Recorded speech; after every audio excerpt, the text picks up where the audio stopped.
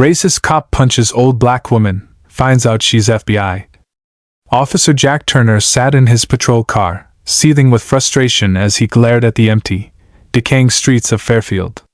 Night after night he found himself here, patrolling what he deemed a pit of failure, filled with people who, in his words, never amounted to anything. To Jack, this wasn't just a poor neighborhood, it was a stain on the city, a lost cause packed with residents he saw as hopeless, lazy, and constantly looking to cause trouble. "Why am I wasting my time on these people?" he muttered under his breath, barely able to hide his contempt. He knew no one here would respect him or the law, but that didn't matter. In his mind, they didn't deserve respect. All they deserved was to be kept in line, and tonight, he was ready to remind them who held the power. As he scanned the street, his pulse quickened when he spotted a lone figure across the road. Standing just outside a dimly lit corner store was an elderly black woman, hunched over slightly, with one hand clutching a plastic grocery bag and the other gripping a weathered cane. Her frail body looked even smaller beneath her oversized coat, and the wide-brimmed hat shadowed her face, giving her an almost ghostly appearance in the low light.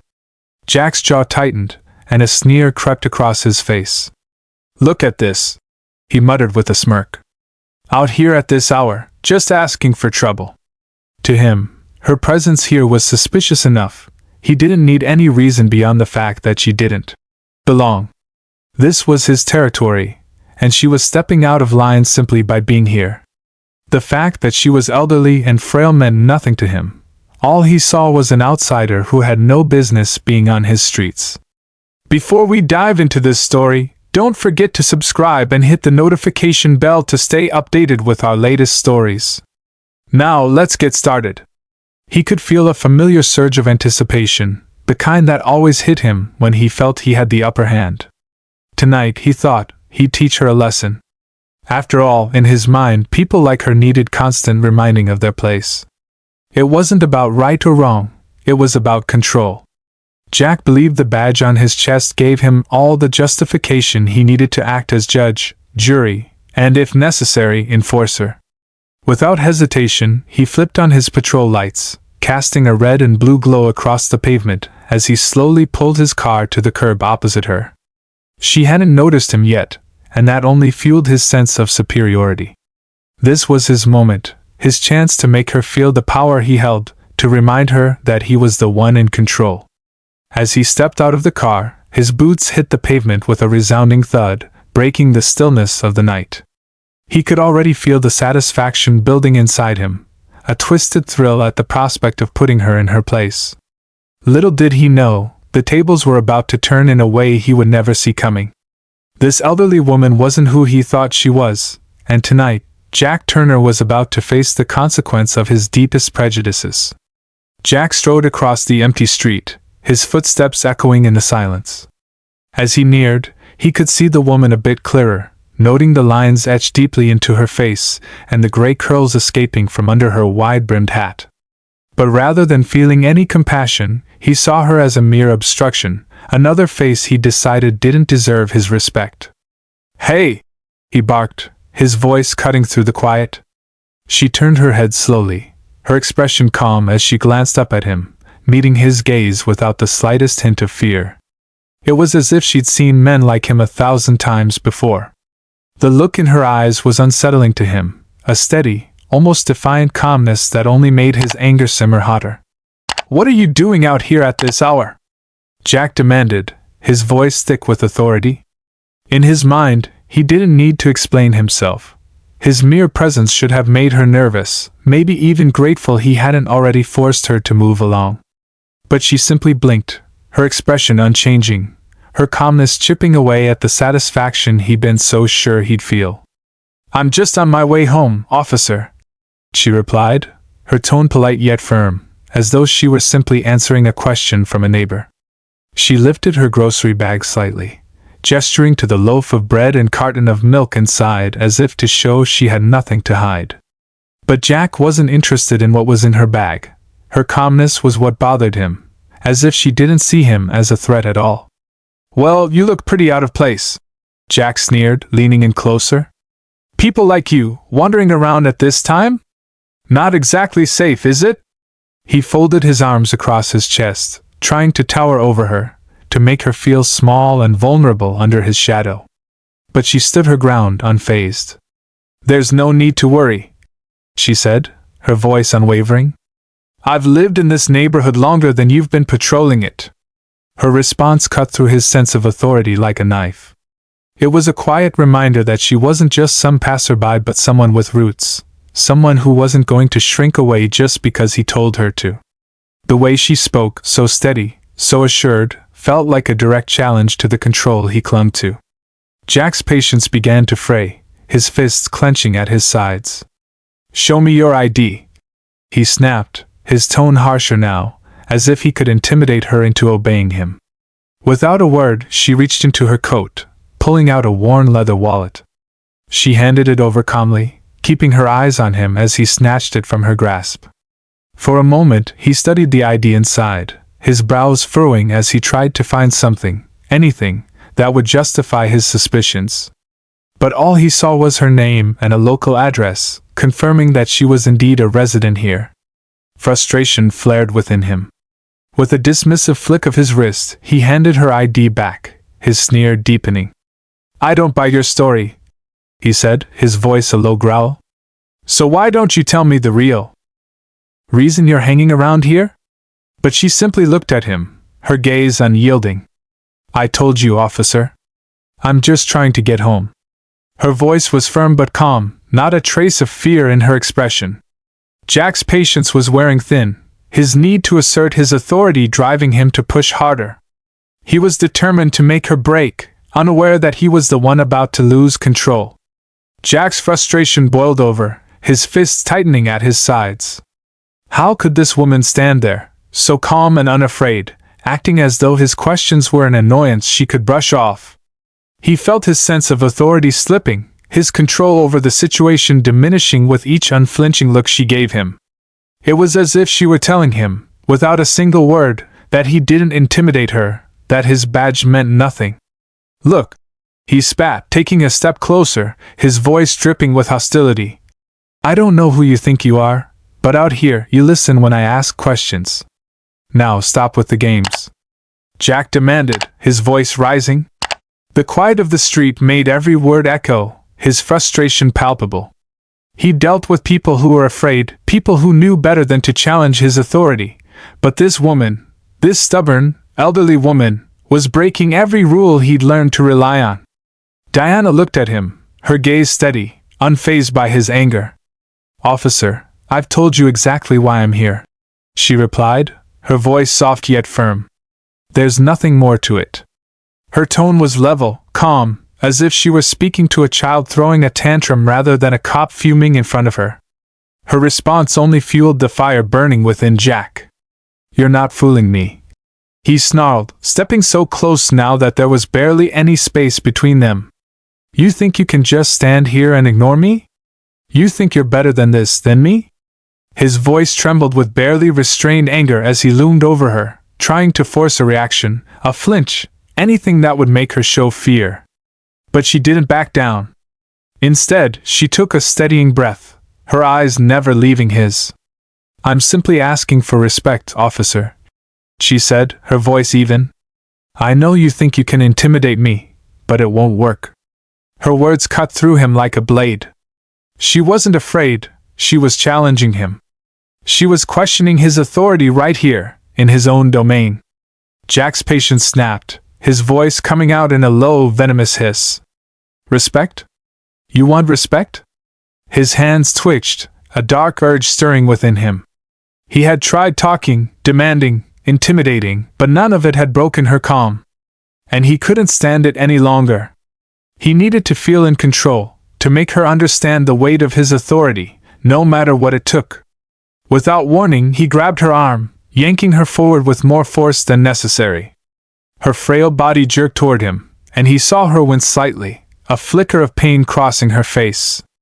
But she didn't cry out or plead. She simply steadied herself, her expression unreadable, her gaze locked onto his as if daring him to go further. What, you think you're untouchable? He sneered, tightening his grip. Out here, I decide what happens. His fingers dug into her thin arm, the cold, rough texture of her skin beneath his grip only intensifying his need to assert his power. He wasn't just enforcing the law anymore. He was proving to himself that he was in control, that this woman would understand the consequences of defying him. Diana's gaze hardened, her eyes boring into him with a look that made him feel, for a split second, a pang of unease. "Let go of me, Officer Turner," she said, her voice quiet but firm, as if she were giving an order rather than making a request. Her words had an authority that cut through the rage clouding his mind, leaving him stunned. How did she know his name? He hadn't introduced himself. For a moment, a flicker of doubt crossed his mind, but he pushed it aside, anger fueling him once again. "You don't get to order me around," he spat, tightening his grip even further. "You don't know who you're dealing with." His voice was shaking with fury now, each word laced with contempt. He wanted her to feel small, powerless, to understand that she had overstepped. But Diana only stared at him, her calm demeanor somehow more unnerving now than ever. "You're right," she said quietly. "I don't know you. But I know what kind of person you are." Her gaze shifted to his hand, still gripping her arm tightly. "And I know what you're doing is wrong." Those words struck something deep within him, a wound he didn't want to acknowledge. How dare she, he thought, standing there like some kind of judge, looking down on him as if she had the right. "You think you can talk down to me?" he hissed, his voice barely more than a whisper now. "You think you can act like you're better than me?" And then, as his rage reached its peak, he did the unthinkable. In one swift, unrestrained motion, he swung his fist, connecting with her face in a hard, angry punch. The impact sent her stumbling back, her cane slipping from her grip as she tried to steady herself. The groceries in her bag spilled out, cans clattering across the pavement, but she made no sound. She simply straightened slowly, wiping a small trickle of blood from the corner of her mouth with the back of her hand. Jack froze, the weight of what he had just done settling over him like a cold, crushing blanket. For a moment, he was stunned, his breath catching in his throat as he watched her steady herself. His mind was a blur of confusion and shock. He hadn't meant to lose control like that. Yet here he was, staring down at the result of his own actions, feeling an emptiness settle in the pit of his stomach. Diana looked up at him, her eyes cold and unwavering. "You're going to regret that, officer," she said, her voice low and filled with a quiet, terrifying certainty. Her calmness was gone, replaced by a hard, unyielding gaze that made him take a step back. Jack felt a shiver run down his spine, the power he'd felt just moments before slipping away. Jack's breath came in shallow gasps, his pulse racing as he tried to process what he had just done. The sense of control, the authority he thought he had, was slipping through his fingers like sand. His fists were still clenched, his knuckles white, but the satisfaction he had anticipated was nowhere to be found. Instead, he felt a gnawing emptiness, a sinking feeling in the pit of his stomach. Diana straightened herself, her cane discarded on the ground beside her spilled groceries. She moved with a steadiness that made Jack's blood run cold, wiping the blood from the corner of her mouth as she met his gaze with a calm intensity that he couldn't shake. Her voice was steady but carried a quiet, terrifying certainty as she spoke. "You're going to regret that, Officer Turner."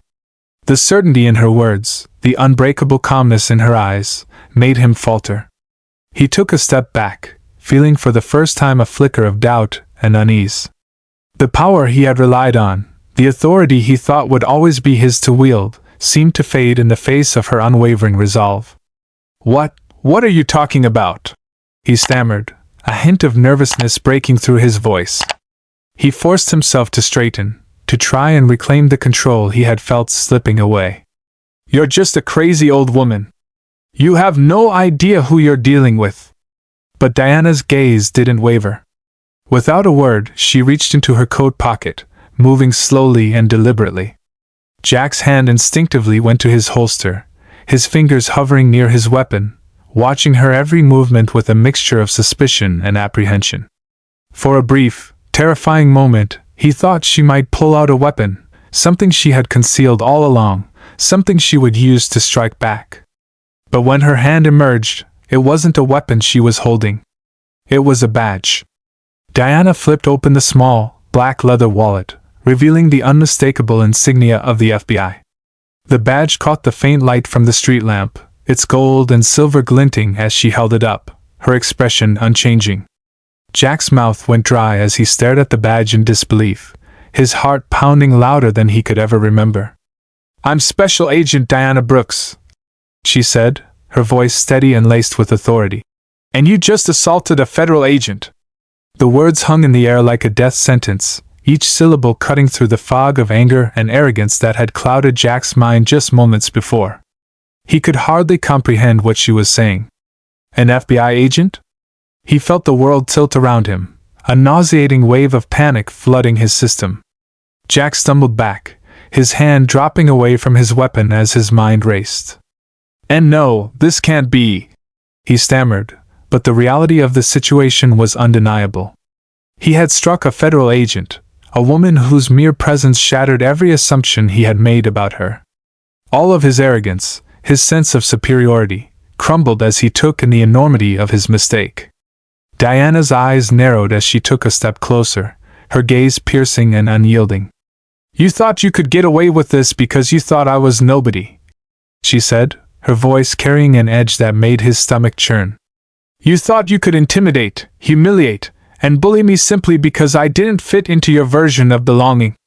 She paused, letting her words sink in, each one a blow to the image he had constructed of himself. "Well, Officer Turner, tonight you picked the wrong person." Jack's mind reeled, scrambling for an excuse, for something he could say that would make this go away. But no words came, only the crushing weight of what he had done, the irreversible line he had crossed. His heart pounded in his chest, each beat a painful reminder of the mistake that would haunt him. Diana's hand moved to her collar, and for the first time, Jack noticed a small, discreet camera tucked into the fabric. The realization hit him like a punch to the gut. She had recorded everything. His threats, his taunts, his violence, it was all on tape. There was no hiding, no backtracking, no way to erase what he had done. "You're finished, Officer Turner," Diana said, her voice unrelenting, the quiet fury in her tone sending a chill down his spine. "I've been investigating your department for months now. The complaints, the cover-ups, the corruption. I've seen it all. And tonight you've given me more than enough evidence to bring you, and every officer like you, down." Jack felt his knees weaken, the weight of her words pressing down on him like a vice. He glanced around, as if hoping to find a way out, some escape from the nightmare he had found himself in. But there was nothing, only the street, empty and silent, and the cold, unflinching gaze of the woman he had underestimated. "Look, I didn't know," he stammered, desperation clawing at his throat. "I thought you were just some—" The words died in his throat as he realized how hollow, how pathetic they sounded. There was no justification for what he had done, no way to make this right. Diana's eyes narrowed. "Somewhat? Someone who didn't deserve respect? Someone you could push around because you thought they had no power?" She shook her head, a look of disappointment crossing her face. "That's the problem, Officer Turner. You think power comes from fear, from bullying people who can't fight back. But tonight you're going to learn just how wrong you are." Before he could respond, the faint sound of sirens began to echo through the night, growing louder with each passing second. Jack's heart sank, the finality of his actions sinking in as the flashing lights approached, illuminating the street in an eerie red and blue glow. He knew what was coming, knew that his life, his career, everything he had taken for granted was about to come crashing down around him. As the FBI cars pulled to a stop, Diana didn't break eye contact. She watched him, her gaze a steady reminder of the justice that was about to be served. Jack felt his legs tremble, the strength he had once taken so much pride in reduced to nothing as he faced the woman he had tried to break, only to find himself utterly shattered. The agent stepped out, moving toward him with a practiced, unyielding efficiency. One of them, a tall, stern-faced man in a dark suit, gave Diana a nod of acknowledgement before turning to Jack, his eyes hard as steel. "Officer Turner." he said, his voice cold. "You're under arrest for assaulting a federal agent and obstruction of justice." Jack barely registered the words, his mind numb as they read him his rights. He felt the cold metal of the handcuffs bite into his wrists, a cruel reminder of the power he had wielded so recklessly, now turned against him. The agents led him toward the car, his mind a blur of shame, anger, and a gnawing sense of regret that threatened to consume him. As he was placed in the back of the FBI vehicle, he caught one last glimpse of Diana standing in the glow of the flashing lights. Her expression was unreadable, but he could sense the weight of her disappointment, the quiet strength that he had mistaken for weakness. For the first time in his life, Jack Turner felt small, powerless, and utterly alone. Jack sat in the back of the FBI vehicle, his hands bound tightly by the cold metal cuffs that bit into his wrists. The reality of his situation weighed heavily on him, the full gravity settling in as the vehicle began to move. Just moments ago, he had felt untouchable, convinced that his badge and authority shielded him from accountability. But now, in the shadow of his own actions, Jack understood that there was no escape from the justice he had tried so hard to avoid. The agents in the front seat spoke in hushed tones, their voices barely audible over the hum of the engine, yet he knew every word they said concerned him. Outside, the streetlights cast brief glimpses of the world beyond, where his role as an officer of the law had given him a sense of power and privilege he had abused. Now, however, he sat confined, stripped of his badge, his position, and any last semblance of control he once wielded. As they turned a corner, Jack caught a reflection of himself in the glass, a disheveled man whose confidence and arrogance had crumbled into desperation and regret. In that silent moment, the reality of his choices confronted him, and he felt a hollowness that no badge could ever fill again. The news of Officer Jack Turner's arrest spread like wildfire. Within hours, images of him being escorted in handcuffs were plastered across every local news channel, and by the end of the day, national networks picked up the story. Headlines blared. "Police officer assaults elderly black woman, turns out she's FBI." The shocking twist, that the woman he tried to intimidate and mistreat was actually an undercover federal agent, added a new layer to the scandal, sparking widespread outrage. Reporters on the ground didn't miss a single detail. They delved into Jack's history, revealing a pattern of complaints filed by residents, many from black and minority communities, alleging excessive force, verbal abuse, and racial profiling. Jack's arrest raised tough questions. How had he escaped accountability for so long? Why had previous complaints been buried or ignored? The Westford Police Department's silence on these issues only stoked the anger, suggesting that Jack's behavior might be part of a larger, deeply ingrained problem. The scandal continued to grow as activists and community leaders seized the opportunity to address systemic issues within law enforcement. Commentators on news programs passionately discussed the culture of impunity that allowed officers like Jack to go unchecked. They pointed to an entire system that seemed to protect officers at the expense of vulnerable communities. By the day's end, every major media outlet was running the story, and opinion pieces poured in, decrying the abuse of power and the need for reform. On social media, the incident trended across platforms. Thousands shared clips of Jack's arrest, alongside the image of Diana's bruised face and FBI badge. Personal stories emerged in the comments, from people who had experienced similar abuse but had been powerless to fight back.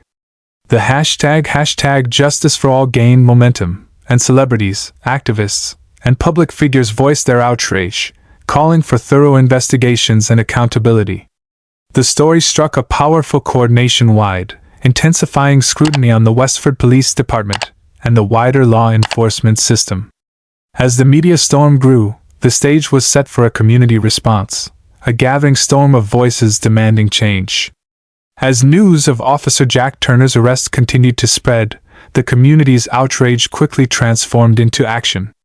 By the next afternoon, hundreds had gathered outside the Westford Police Department, filling the air with chants of "Justice for Diana!" and "End police abuse!" The crowd grew with every hour, a steady stream of people joining the ranks, holding signs painted with phrases like "Stop racial profiling!" and "We deserve accountability!" The protests soon reached a level unseen in Westford before, signaling the depth of anger and frustration within the community. Amidst the crowd, local leaders and activists emerged, amplifying the voices of those who felt marginalized and oppressed. Reverend James Wilson, a well-respected pastor, took the stage, his powerful voice resonating across the square. "We're here today for Diana, yes," he declared passionately. "But Diana represents so much more than one woman's story. She represents every single one of us who has ever been mistreated, ignored, or silenced. Today, we stand not just for her, but for all of us." His words were met with roars of approval as the crowd lifted their hands in solidarity, their united voices an undeniable show of strength and resilience. Community activists, too, took turns at the microphone, sharing personal stories of encounters with law enforcement. One young woman, tears glistening in her eyes, recounted a night when she was stopped without cause, questioned simply for looking suspicious, while walking home. "I'm tired of living in fear," she said, her voice trembling. "I'm tired of wondering if my brother, my father, or even I will be the next victim of this broken system." The crowd responded with somber nods and supportive shouts, each individual recognizing their shared struggles. On the steps of the police station, officers watched the growing crowd with tense expressions, maintaining a careful line. For once, the authority figures seemed subdued, standing behind their badges but saying nothing as the people demanded accountability. The tension in the air was palpable, but the protests remained peaceful, the community unified by a common goal: to bring an end to racial bias and abusive practices in their city. Meanwhile, live broadcasts of the protests aired on television screens across the city. Families gathered in their living rooms to watch as the voices of their neighbors rang out, calling for change. Social media platforms buzzed with photos and videos from the scene, capturing every powerful moment as people from all over began to show their support. Across the nation, people from other cities resonated with the Westford community's plight, posting messages of solidarity and sharing their own stories of police encounters.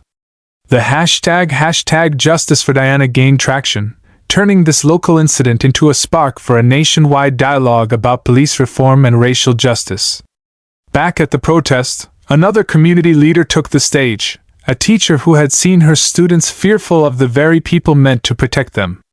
"It's not just us adults who are affected by this," she spoke softly but firmly, her gaze sweeping across the crowd. "Our children are growing up with this fear, this distrust of the people in blue. What kind of future are we giving them?" Her words struck a deep chord with parents in the crowd, who held their children's hands a little tighter, realizing the generational impact of a system that felt broken. As the crowd continued to grow, chants of "Diana, we stand with you" echoed through the streets, reaching people far beyond the city center. What had started as a small group had now evolved into a powerful force, a symbol of resistance and hope for change. In the nearby neighborhoods, storefronts displayed signs supporting the movement, and strangers on the streets exchanged nods of solidarity, sharing in the determination that filled the air. The police presence around the protest intensified, but the community remained undeterred. This was not just a call for justice for Diana Brooks, it was a plea for systemic change. For many, this moment represented the culmination of years of frustration and disillusionment, a breaking point where silence was no longer an option. As the evening approached, the protests showed no signs of slowing down. The Westford Police Department was forced to acknowledge the pressure mounting against them, as the voices of the people refused to be silenced.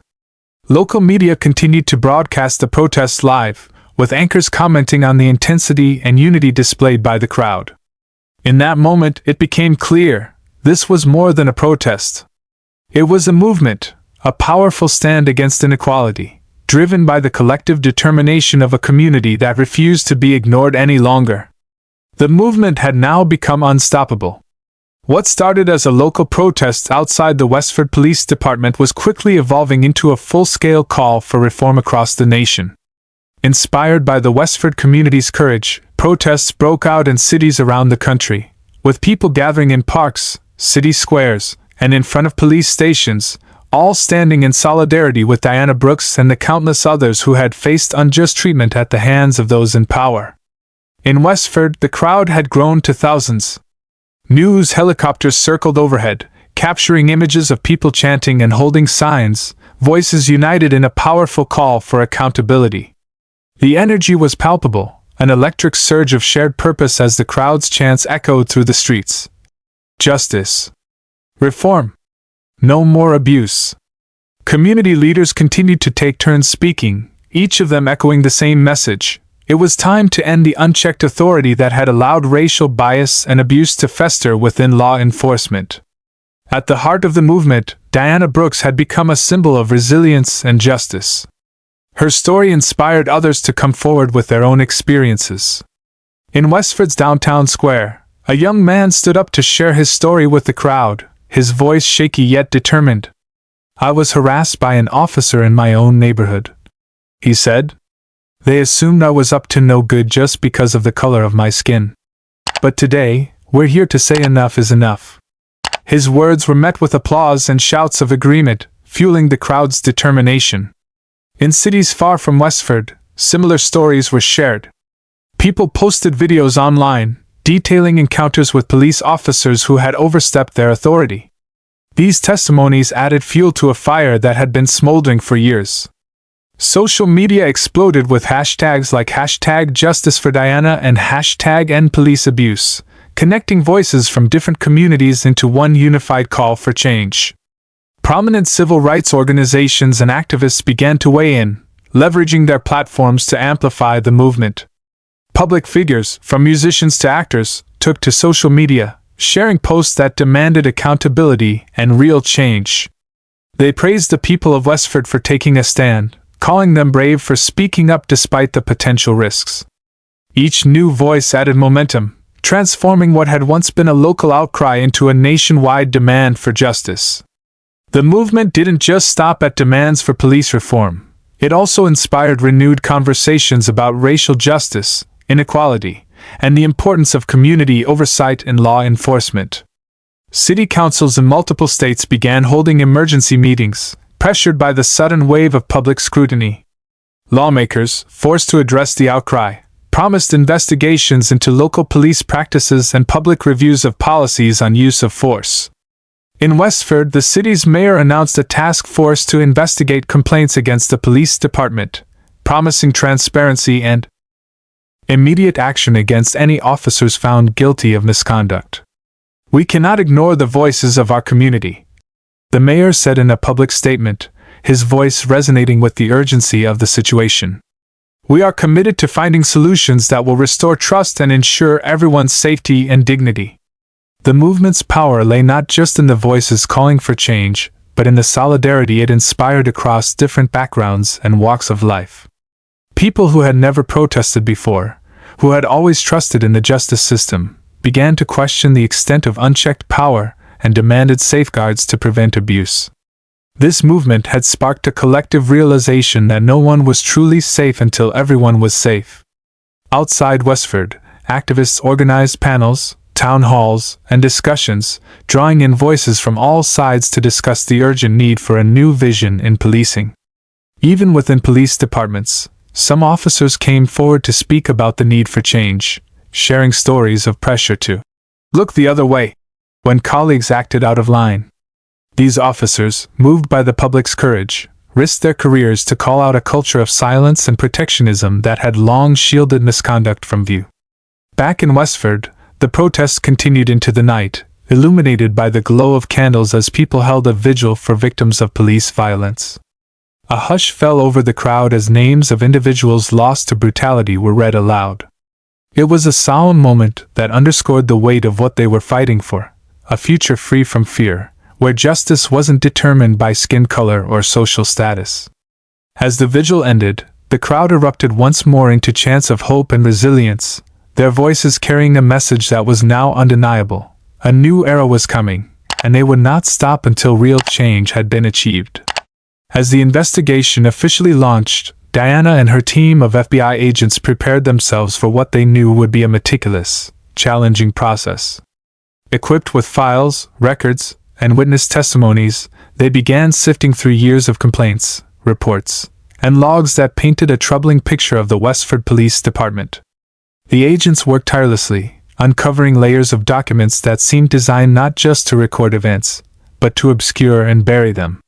Diana, despite being shaken by her recent encounter with Jack, remained resolute. She knew that uncovering the truth was the only way to honor those who had suffered under the system's oppression.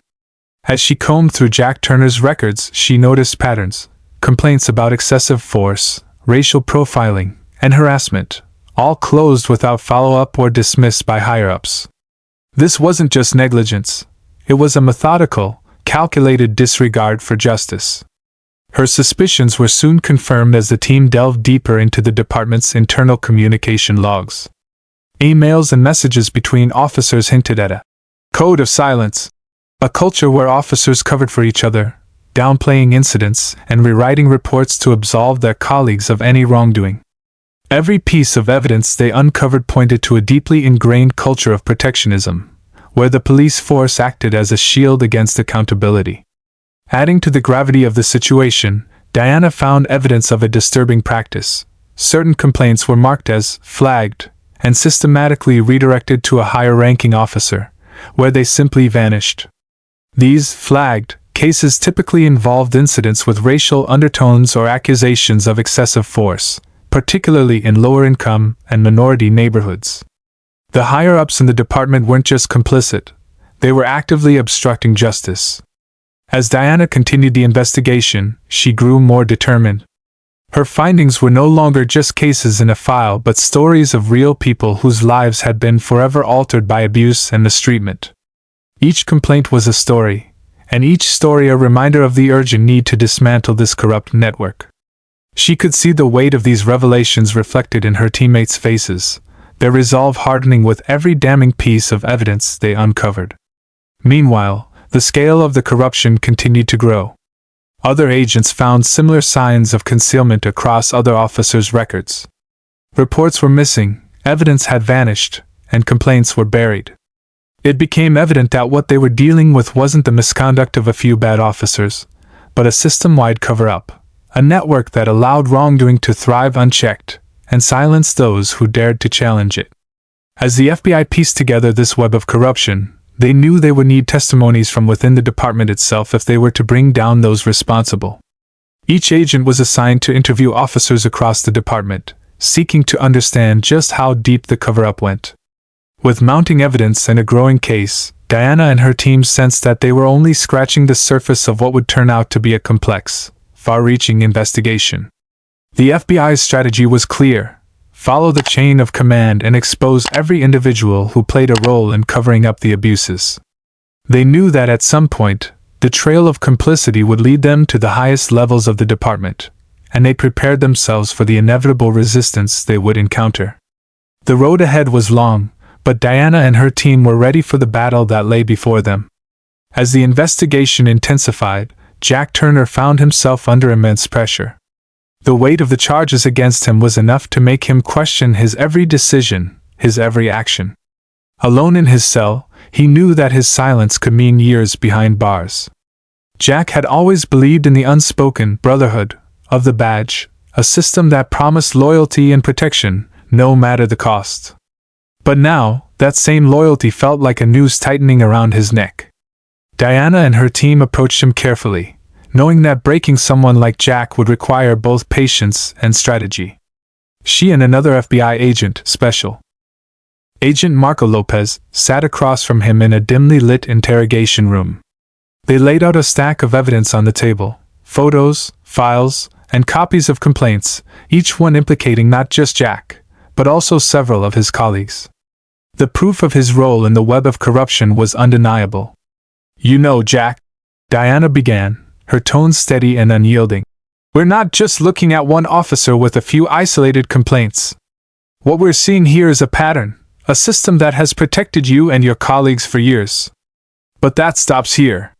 This is your chance to come clean." Jack avoided eye contact, his hands clenching and unclenching as he fought to keep his composure. The walls were closing in on him, and he knew it. Yet, he also knew that giving up names would mean betrayal, a breach of the very code he'd sworn to uphold. For a moment, he wrestled with his loyalty, his reputation, and his pride. But as he looked down at the photographs of victims, of lives disrupted or destroyed by his actions and those of his fellow officers, a flicker of something close to regret surfaced.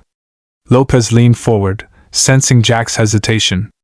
"Jack, we know you didn't do this alone.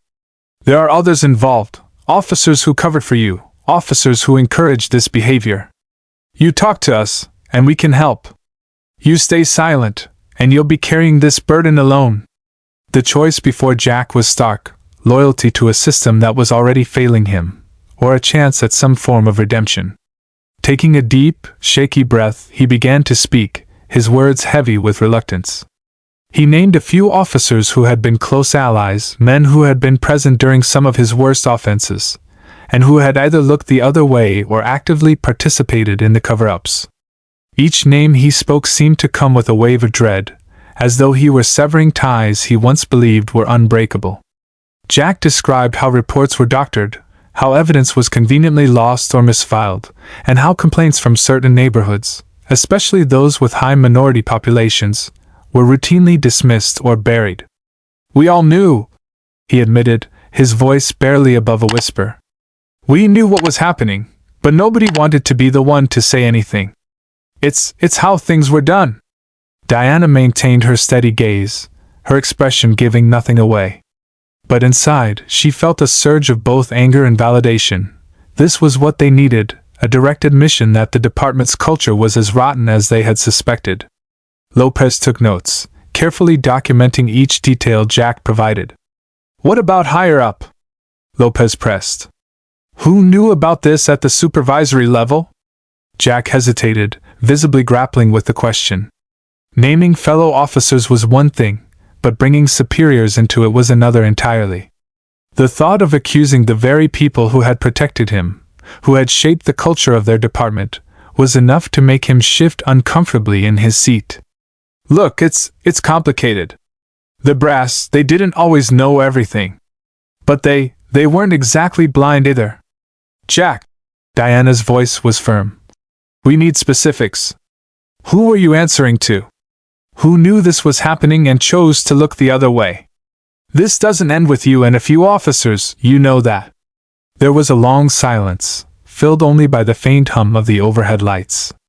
Finally, Jack leaned forward, his face contorted with a mixture of anger, regret, and fear.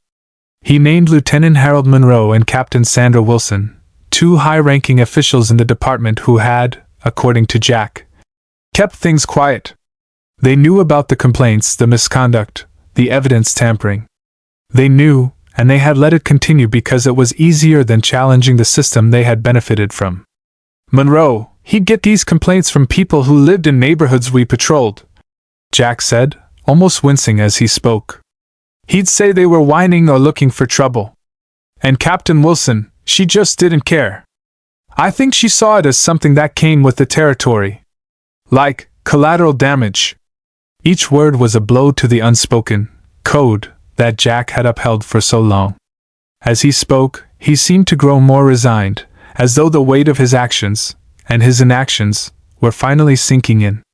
For years, he had played his role in the system, contributing to a culture that valued loyalty over justice, fear over accountability. Diana watched Jack with an expression that was neither sympathetic nor judgmental. This was what she needed: concrete information that would help dismantle the corrupt network within the department. But more than that, she wanted Jack to feel the weight of what he had done, to understand that this wasn't just about names on a list or complaints in a file. When he finished, the room fell silent. Jack looked down at his hands, his fingers tapping nervously against the metal table. He didn't look up, didn't meet Diana's eyes. For perhaps the first time, he felt the full weight of his complicity, and it terrified him. Diana collected the notes, her expression giving nothing away. "Thank you, Jack," she said quietly, her voice steady. "This is a start. But understand, you'll need to keep talking if you want any chance of reducing your sentence." Jack nodded barely. He knew the fight was over, that his only option now was cooperation.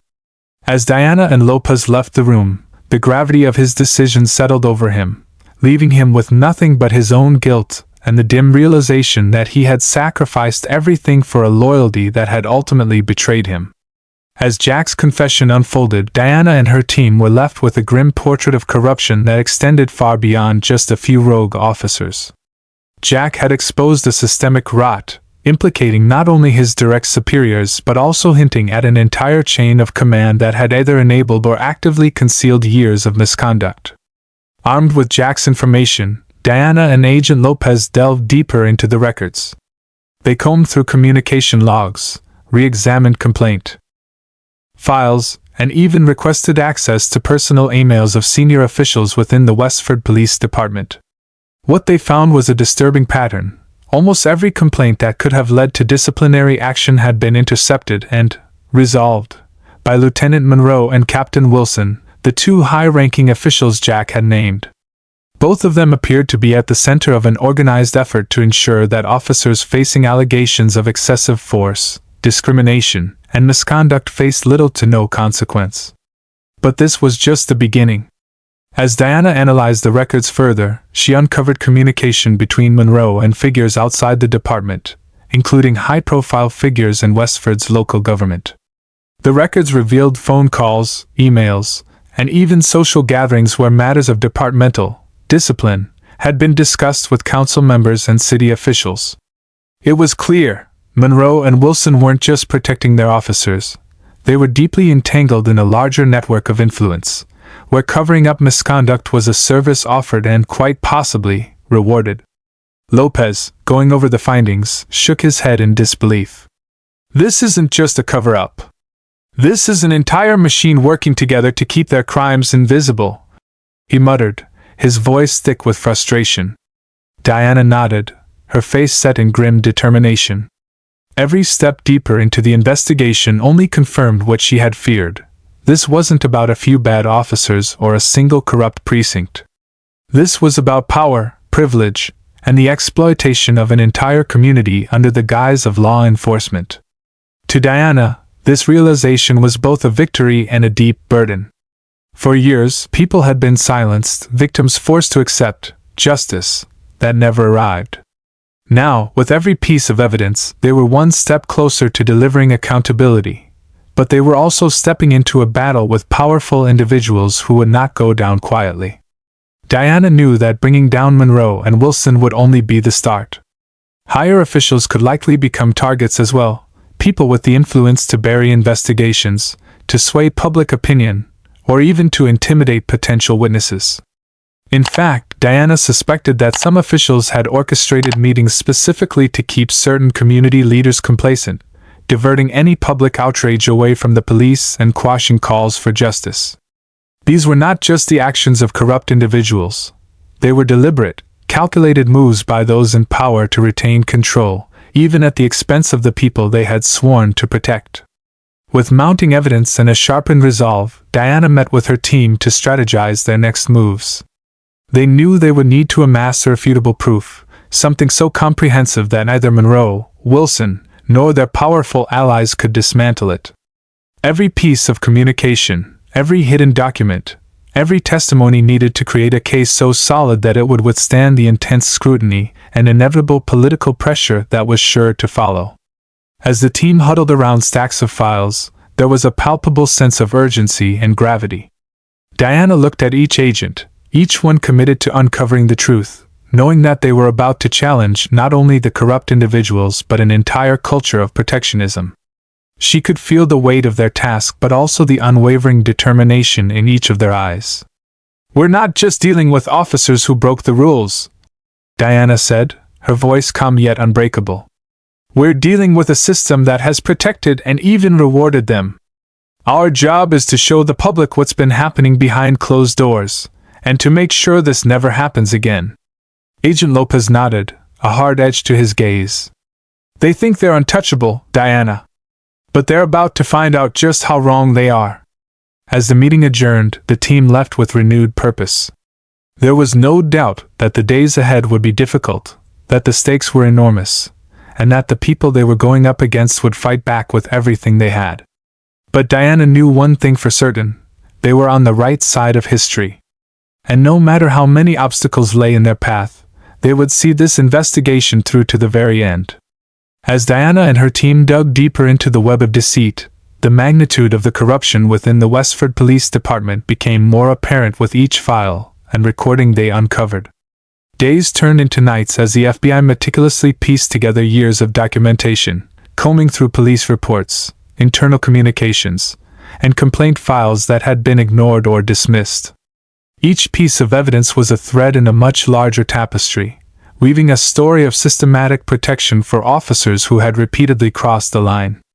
The first significant discovery was an extensive series of radio logs that detailed suspicious shifts and repeated cover-ups. Diana's team found audio recordings of officers calling in suspicious incidents, only to have their calls redirected, disregarded, or outright deleted by higher-ups. These were not just routine checks. These were incidents involving citizens filing complaints of mistreatment, misconduct, and in some cases, physical violence. Yet, instead of being addressed, the calls were erased or recorded as resolved, without investigation. In another set of damning files, Agent Lopez discovered a series of memos from Lieutenant Monroe, each directing officers to handle complaints internally. This was a thinly veiled code that Diana recognized immediately. It meant sweeping everything under the rug. Monroe's language was careful, calculated, yet unmistakable in its intent. Ensure that accusations against favored officers didn't make it to the press or public view.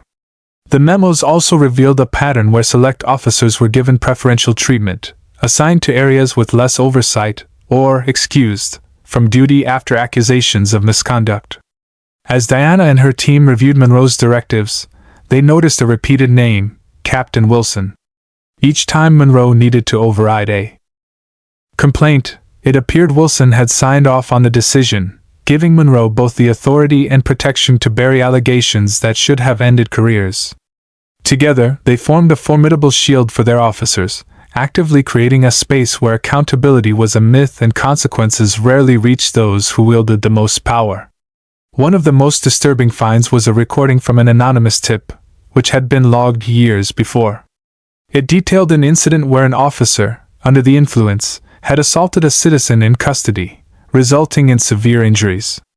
The citizen had filed a complaint, but instead of facing charges, the officer had been quietly reassigned to another district. The file included internal messages, indicating that Monroe and Wilson had coordinated the reassignment under the pretense of maintaining department stability. Reading through these records, Diana felt a heavy weight in her chest, realizing the full extent of the abuses that had gone unchecked and unpunished. The FBI team cataloged each of these files, cross-referencing dates, names, and incidents. The more they uncovered, the more damning the evidence became. It wasn't just about officers who had engaged in misconduct. It was about a culture that allowed, encouraged, violence, coercion, and manipulation without consequence. Diana knew that once this case broke open, the public would see the full picture, one that revealed how the very people sworn to protect them had, in fact, betrayed their trust. As the evidence piled up, Diana felt a mounting sense of both frustration and resolve. This was bigger than any case she had worked on before, and with each new file or recording, she felt more determined to see it through. They were assembling a case so airtight, so inarguable, that no one in Westford Police Department's upper echelons could deny what had been happening. The truth was coming to light, and Diana would make sure every single individual involved would be held accountable. As word of the FBI's investigation spread throughout the Westford Police Department, the atmosphere grew tense and volatile. Officers who had long turned a blind eye to misconduct began to feel the weight of their choices. Rumors circulated rapidly, and the quiet corners of the precinct became hot spots for hushed arguments and wary glances. For some officers, this investigation offered a glimmer of hope. They had entered the force to protect and serve, only to find themselves trapped in a toxic culture where integrity was sacrificed for loyalty to power. A handful of them felt compelled to approach Diana and her team with information. These officers, burdened by years of witnessing unchecked abuse, came forward, eager to finally see justice served. They recounted instances of cover-ups they had been forced to participate in, detailing the threats they faced from superiors if they tried to question decisions or report misconduct. One officer, a young man named Eli Martinez, met Diana privately in a quiet corner of the precinct. His voice trembled as he shared his experiences, recounting how he had once reported an officer for excessive force, only to be reprimanded and warned that he was crossing dangerous lines. Since then, he had watched in silence as that officer rose through the ranks, his record spotless despite repeated incidents. "I couldn't say anything," Eli confessed, his eyes downcast. "They told me it was the way things worked here, and if I wanted to keep my badge, I'd better fall in line." However, not everyone reacted with a desire for change. Some officers viewed the investigation as a betrayal, a threat to their careers and their carefully built alliances within the department. A clique of senior officers, including some of those closest to Lieutenant Monroe and Captain Wilson, began to rally together. They whispered about Diana and the FBI agents, spreading paranoia and resentment. They framed the investigation as an outsider's attack on their community, manipulating the narrative to portray themselves as defenders of the department's honor. "We're being hunted in our own house," one officer murmured angrily in the break room, as others nodded in agreement. Lines were quickly drawn within the department, pitting officer against officer. Those who were willing to expose the truth found themselves isolated, while those loyal to Monroe and Wilson grew more hostile, employing intimidation tactics to silence any dissent. Senior officers subtly encouraged this behavior, using it as a means to protect themselves. They would approach officers they suspected of cooperating with the FBI, reminding them of past favors or pointing out the consequences of disloyalty in ways that felt both veiled and threatening. For Diana, the fractures within the department were an encouraging but bittersweet sign. She recognized that change was beginning to take root, but also understood the risks faced by those brave enough to speak out. Some officers sent anonymous notes to her team, carefully detailing years of coercion, manipulation, and fear. These notes provided essential insights, but the team knew that for these testimonies to hold weight, the officers would eventually need to come forward openly, a step that many were terrified to take. As the tension within the precinct simmered, Diana and Lopez prepared themselves for the mounting resistance. They knew that the officers loyal to Monroe and Wilson would not go down without a fight. Diana felt the urgency of the situation weigh heavily on her. The longer this division brewed, the greater the risk that crucial evidence might disappear or that more officers would be intimidated into silence. Her resolve hardened as she watched the internal strife unfold, realizing that she would need to confront not only the corrupt leaders but the culture of silence and fear that had enabled them. The once solid ranks of the Westford Police Department were fracturing, setting the stage for the impending battle between those who wanted change and those determined to protect the status quo at any cost. Diana's team continued their deep dive into the records, feeling a renewed urgency as more officers risked their careers to speak up. During a late-night session, Agent Lopez stumbled upon a restricted access folder buried deep within the precinct's internal server. It was labeled innocuously as Incident Resolution, but its contents revealed a darker reality.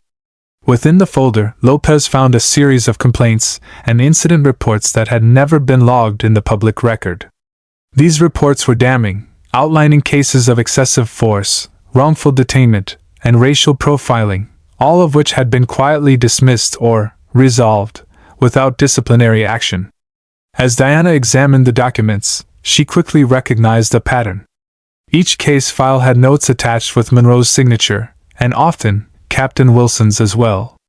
In each one, it appeared that Monroe had coordinated with Wilson to ensure that these reports didn't go any further. In a particularly egregious example, an officer had been reported for the unprovoked beating of a black teenager during a routine stop. Despite the complaint detailing clear evidence of abuse and witness testimonies, Monroe had marked the report as unsubstantiated and sent it back, with instructions to handle it internally. The case was then listed as resolved, and the officer was quietly reassigned to a different district without repercussions. Each page was a reminder of the department's systemic rot. Diana felt a wave of anger as she read through the files, realizing how many people had suffered and how their voices had been silenced. For years, the complaints had piled up, yet Monroe and Wilson had protected those responsible, perpetuating a culture of abuse shielded by bureaucratic manipulation. One file in particular stood out: a report of a fatal encounter where an officer had shot a man after mistaking him for a suspect.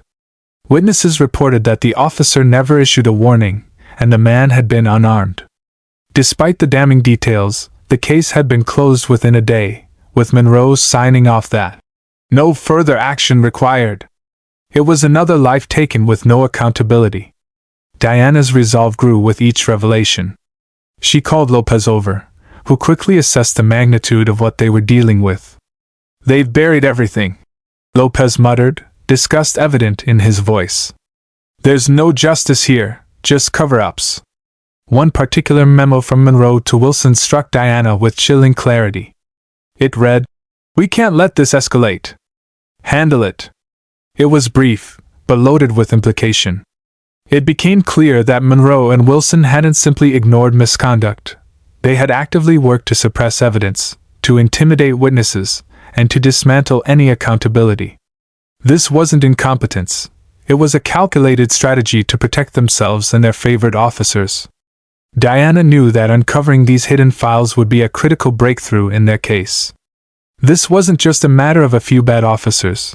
It was evidence of a coordinated effort from the top to protect officers at any cost. "These are lives they've destroyed," Diana murmured to Lopez, her tone hard with conviction. "We have to make sure this sees the light of day. Every single one of these names deserves justice." Lopez nodded, his expression grave. "They've left a paper trail. Monroe and Wilson might have thought they were untouchable, but these files tell a different story." As they copied the files to preserve them as evidence, Diana felt a grim satisfaction.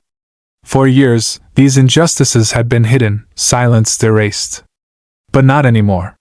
As the clock ticked past midnight, Diana knew they were one step closer to exposing the full depth of corruption within Westford PD, and this time, there would be no place left for Monroe, Wilson, or any of their cronies to hide. The tension inside Westford Police Department had finally reached a breaking point. Diana's discovery of the concealed reports had sparked rumors throughout the precinct, intensifying divisions among the officers. Some had grown tired of the toxic environment, the sense of fear, and the weight of watching the truth be buried time and time again. But others, especially those loyal to Monroe and Captain Wilson, saw the investigation as a threat, an encroachment on their control and influence within the department. One afternoon, just as Diana and Lopez were leaving a meeting room, they overheard a heated conversation down the hall. Sergeant Taylor, known for his unwavering commitment to the rule of law, was confronting Officer Jameson, a vocal supporter of Monroe. Taylor's voice was stern, his frustration finally erupting after weeks of silent disgust. "You can't just bury every complaint under paperwork, Jameson. We joined this force to protect people, not to play politics and cover for each other's crimes." Taylor's voice echoed through the corridor, drawing the attention of nearby officers who paused, watching the exchange with bated breath. Jameson sneered, crossing his arms defiantly. "Protect people? You mean like betraying your own? You think siding with these FBI heroes makes you one of the good guys? This is our department, and it's our business, not theirs." His voice was laced with contempt, reflecting a deep-seated loyalty to Monroe and Wilson's rule, no matter the cost. Another officer, Rachel Ortiz, stepped forward to defend Taylor. Her eyes flashed with anger as she addressed Jameson. "You mean it's our business to beat down innocent people? To sweep mistakes under the rug? This investigation is here because of us, because we let Monroe and Wilson run things however they wanted. And now look where it's gotten us." The intensity in the hallway surged as officers began to choose sides, some nodding in agreement with Taylor and Ortiz, while others muttered in defense of the department's so-called brotherhood. The sound of raised voices grew louder, filling the precinct with an uneasy sense of impending conflict. Those loyal to Monroe argued that the FBI investigation was a smear campaign against good cops, that it was putting innocent officers in harm's way. But others, disgusted by the corruption they had endured for years, refused to remain silent any longer.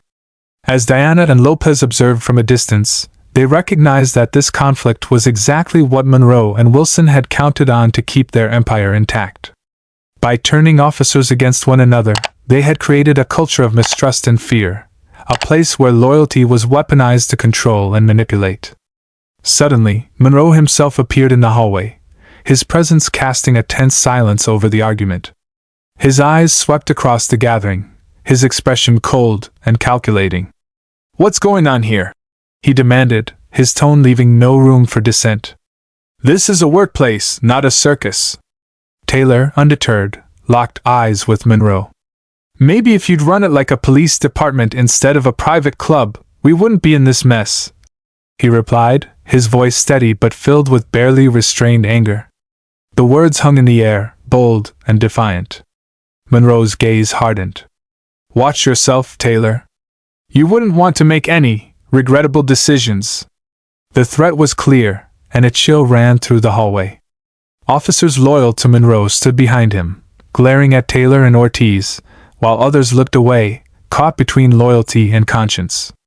As Monroe strode away, his influence over his supporters still apparent, Diana realized that the fractures within the department were too deep to ignore.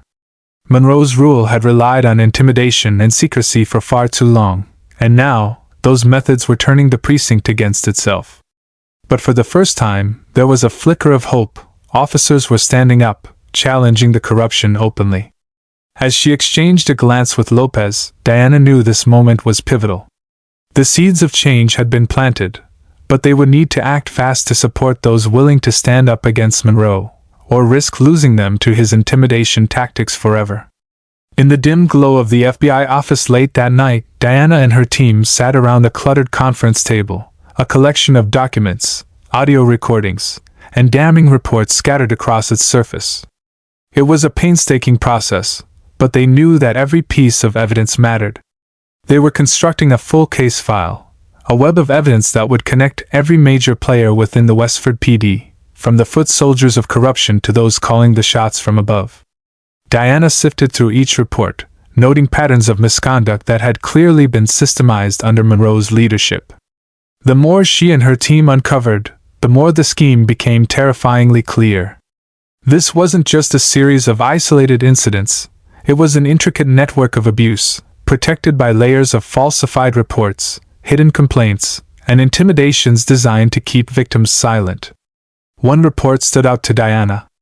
It documented a string of wrongful arrests and harsh interrogations, predominantly targeting Black and Latino citizens. Charges would be trumped up with minimal evidence, and many individuals reported being coerced into confessions. The pattern was unmistakable, and the purpose even more so.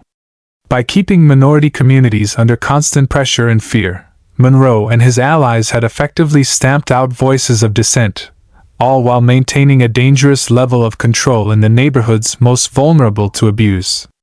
As Diana annotated the file, Agent Lopez brought over a digital recorder and played back an audio file. It was a clipped but unmistakable conversation between Monroe and Captain Wilson.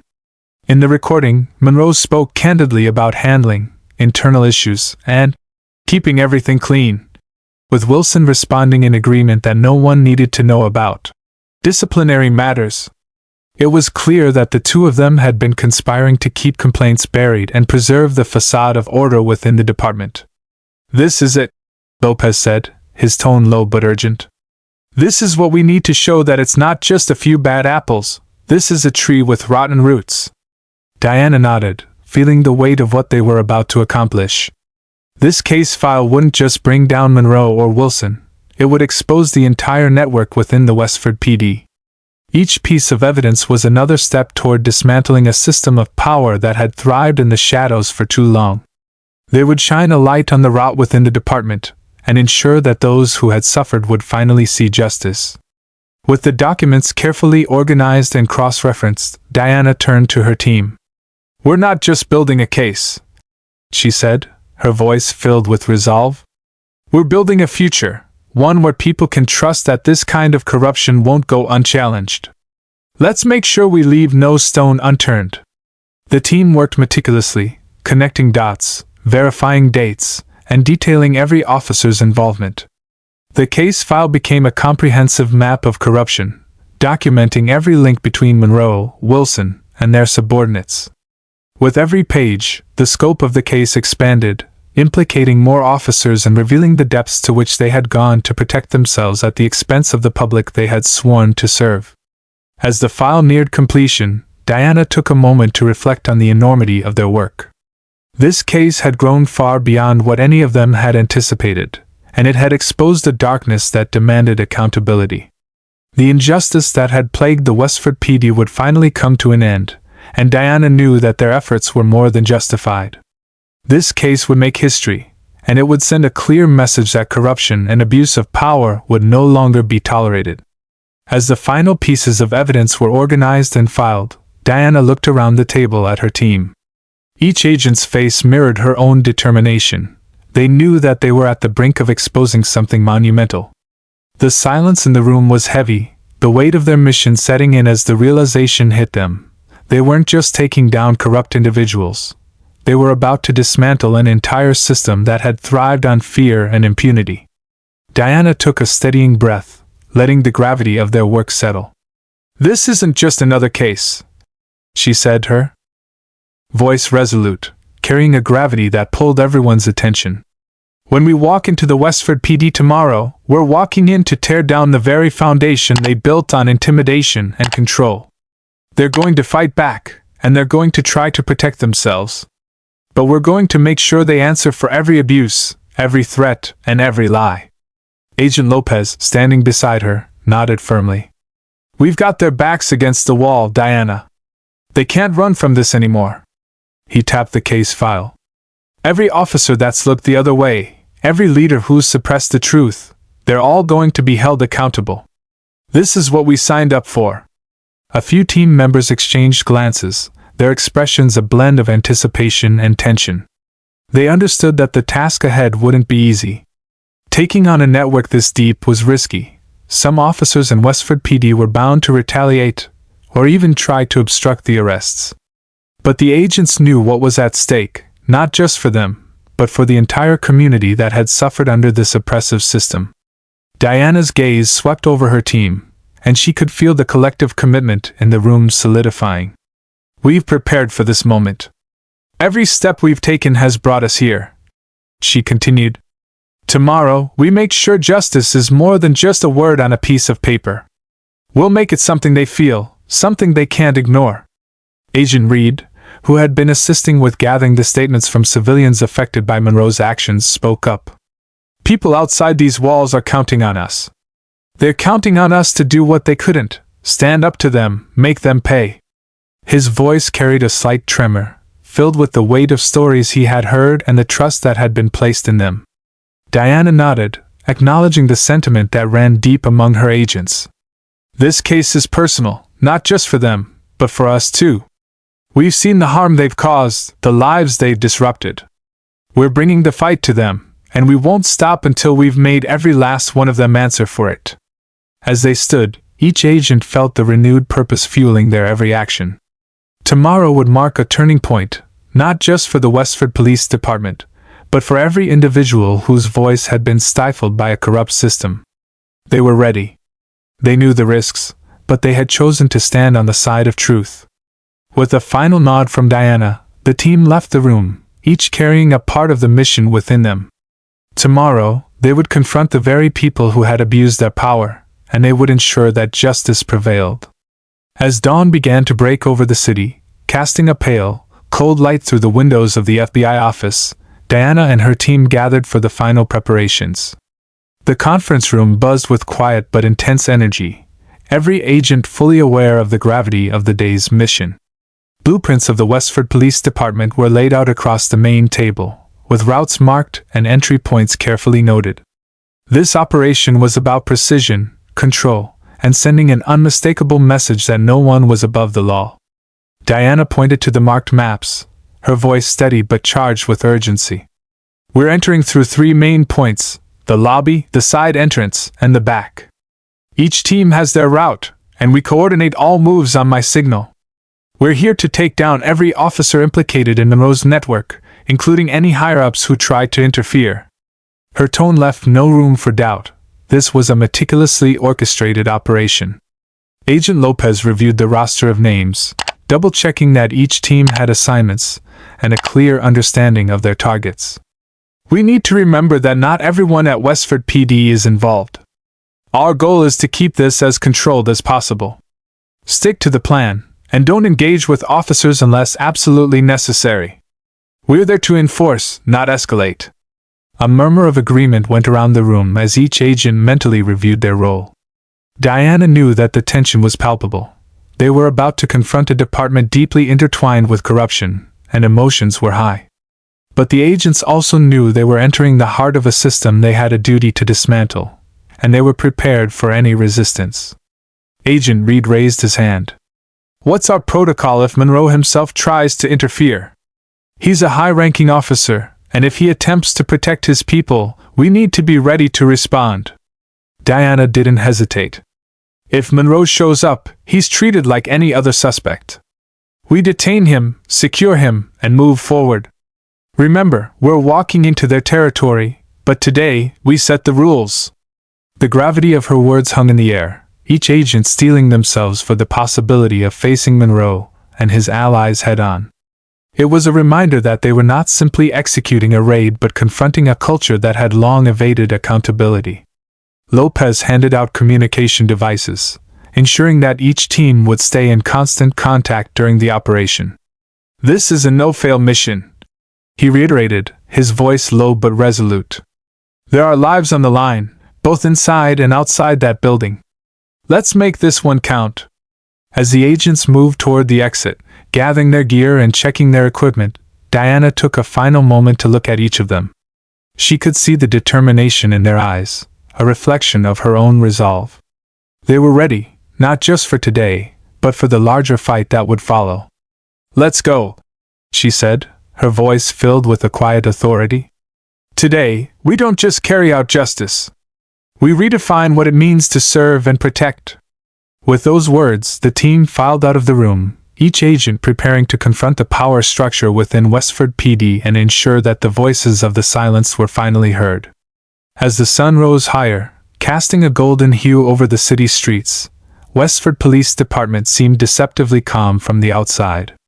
Just blocks away, however, Diana and her team gathered in their operational vehicles, tense and focused, awaiting the green light to initiate the raid. Every agent understood that this was no ordinary operation. It was a targeted takedown of a powerful network that had poisoned the department from within for years. Positions confirmed? Diana spoke through her earpiece, her voice steady, yet laced with determination. Agent Lopez, stationed just behind her, scanned the digital map displayed on his tablet. Each entry point was meticulously marked, showing the exact placement of every agent, and all possible exits were covered. All positions confirmed, Diana, he replied, nodding as he spoke. Main entry, side doors, even the rear fire escape. There's no route they can take that isn't blocked by us. Diana gave a short nod, satisfied. She could see her team moving into position on the map, their icons lighting up as they confirmed their readiness. Around her, a mix of FBI agents, federal marshals, and officers from surrounding precincts gathered, each outfitted in tactical gear, their expressions mirroring the gravity of the mission. This wasn't just a raid. It was a reckoning for a system that had for too long ignored accountability. Listen up. Diana's voice echoed through each agent's headset, clear and commanding. We're not just here to make arrests. Today, we're sending a message that no one is above the law. Some people in that building may be innocent, but others have been hiding behind their badges, thinking they're untouchable. Remember, we're here to apprehend, not escalate. If we're met with resistance, proceed as trained, but maintain control. We do this by the book. The agents took a collective breath, their silence a sign of respect for Diana's words and an acknowledgement of the weight of the mission. The stakes were high, and they knew it. They had all seen the cases, the testimonies of victims, the evidence of cover-ups and corruption that had plagued the precinct for years. In a nearby alley, two agents checked their communication devices, exchanging terse nods as they prepared to lock down the main entrance. If Monroe or any of his top officers tried to make a break for it, we're authorized to pursue. No one slips past us today, one of them muttered to the other. Lopez checked in from his vantage point, positioned across the street from the precinct. His voice crackled over the radio. Perimeters are secure, Diana. We're in position and ready to move on your signal. Diana closed her eyes for a moment, taking a deep breath. The weight of the moment pressed down on her, years of abuse, corruption, and injustice that had built to this point. It was almost overwhelming, but she forced herself to stay steady, to focus. Today wasn't just about taking down a few corrupt officers. It was about reclaiming justice for a community that had lived under the shadow of this corruption for far too long. Let's review once more, she said, her voice calm but unyielding. Team 1 will enter through the lobby. Team 2, you're securing the back entrance and side exit.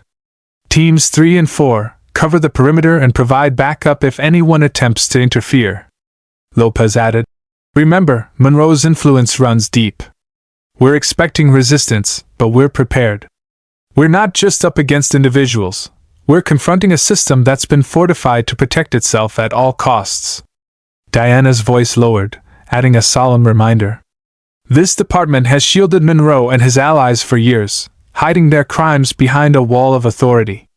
Today, we tear that wall down. The agents steeled themselves, each feeling the gravity of what Diana had said. They were entering enemy territory, and though they had the advantage, they understood that corruption ran deep in the Westford precinct. Many officers there were implicated, and the lines between allies and adversaries would blur as the operation unfolded. Diana glanced down at her watch. The clock was ticking. Every second counted. They had planned for months, gathered evidence meticulously, spoken with survivors of police brutality, and prepared themselves for the legal and personal challenges that might come after today. But right now, all that mattered was that they were ready. Let's make sure we stay connected, Diana reminded them as she tapped her earpiece again. If anyone encounters resistance, call for immediate backup. No one faces Monroe's men alone. Lopez locked eyes with her, nodding with a grim smile. This is it, Diana. After today, things will change for good. The agents dispersed, moving like shadows toward their designated positions around the precinct. The dawn light seemed almost symbolic, a promise of the truth that would soon be uncovered. Each agent took their position, every exit and entrance secured, ensuring that no one, not even Monroe himself, would find a way out. As Diana took her final steps toward the front entrance, she felt the weight of the past months pressing down on her, the injustices she had uncovered, the lies that had been told, and the lives that had been shattered. She knew that what they were about to do was not just an arrest but a statement, a promise to the community that justice would prevail. With her hand on the radio, she gave the command that would change everything. This is Agent Diana Brooks. All units on my mark, execute. As the FBI agents swarm into the Westford precinct, the atmosphere is tense, every sound amplified by the quiet tension of the officers inside. Diana leads her team with swift, precise movements, her eyes sharp, scanning the room for her targets. There's no time for hesitation, no room for anyone to slip away. She nods at her team, signaling for them to begin the arrests. The once bustling precinct hallways fall silent, punctuated only by the rapid, deliberate footsteps of the agents. The officers inside, some unaware, others stunned, begin to realize what's happening. A few try to slip away, but the FBI agents are ready, intercepting them before they make it to the doors. A seasoned detective, one of the key players Diana had been observing, makes a run for his office, attempting to lock himself in. But an agent quickly blocks his path, and he's forced to face the reality that his time has run out. Diana steps forward, her voice commanding and filled with authority. Detective Harris, you are under arrest for corruption, obstruction of justice, and conspiracy. Harris, usually the epitome of confidence, looks pale, his hands raised in a futile attempt to reason. But there's no negotiating this time. Diana's gaze is unyielding. He's cuffed without another word, his eyes darting around as he realizes he's surrounded. More arrests follow in quick succession. Diana's team moves efficiently, ensuring that each suspect is restrained and accounted for. The desks and offices that once symbolized power for these officers are now being turned upside down, their contents examined and evidence seized. Files, hidden notes, and records are pulled from drawers and bags.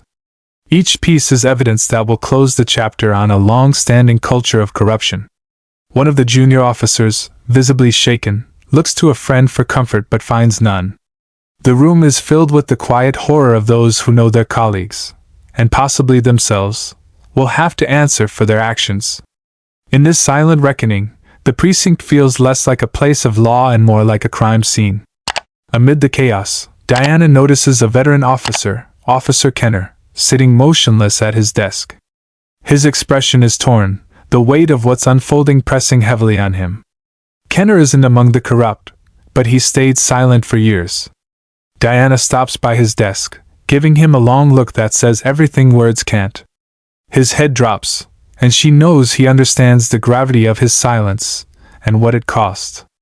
As Diana's agents complete the sweep, she steps back, watching as the last of the handcuffed officers are led out of the precinct. The once unshakable power structure in the precinct has been dismantled, one arrest at a time. Her mission was more than just an investigation. It was a stand for those silenced, a fight for accountability in a place that had forgotten its own purpose. As news of the arrest spreads like wildfire, the Westford precinct becomes a focal point of the community's hope and long-standing frustrations. Residents from every corner of the neighborhood stream towards the precinct, some on foot, others in cars, all drawn by the powerful news that justice has, at long last, arrived on their doorstep. For decades, many of these individuals have lived under the oppressive shadow of distrust and fear, watching neighbors and family members mistreated, fearing encounters with the very officers sworn to protect them. Today, though, their steps are lighter, filled with an energy that hasn't been felt here in years. A crowd gathers, banners and handmade signs hoisted high, proclaiming demands like "End police corruption" and "Justice for our community." Young and old stand side by side, united by a shared history of resilience and the scars left by years of abuse. For them, these arrests aren't just a simple victory, they are a monumental shift, a tangible sign that the system they feared may finally be held accountable. Amidst the crowd stands an older woman, Margaret, who has lived in the neighborhood her entire life. She's seen children grow up with fear instead of trust in law enforcement, and she holds a sign that reads, "Justice for all," her hands trembling with emotion. Her gaze is fixed on the scene, tears brimming in her eyes as she watches the corrupt officers being led out in handcuffs. She recalls the countless stories she's heard over the years, whispered in hushed tones, of families torn apart, lives shattered by those who abused their power. "This is for all of them," she whispers, her voice choked with emotion. A few steps away, a younger man, perhaps in his 20s, begins to clap. It's a slow, tentative clap, but it soon grows louder as others around him join in, creating a symphony of applause and cheers that fills the street. The sound reverberates through the air, carrying with it years of pent-up anger, sadness, and hope. It's a triumphant moment for every single resident who's been mistreated, dismissed, or overlooked. They're no longer invisible. They're seen, heard, and most importantly, vindicated.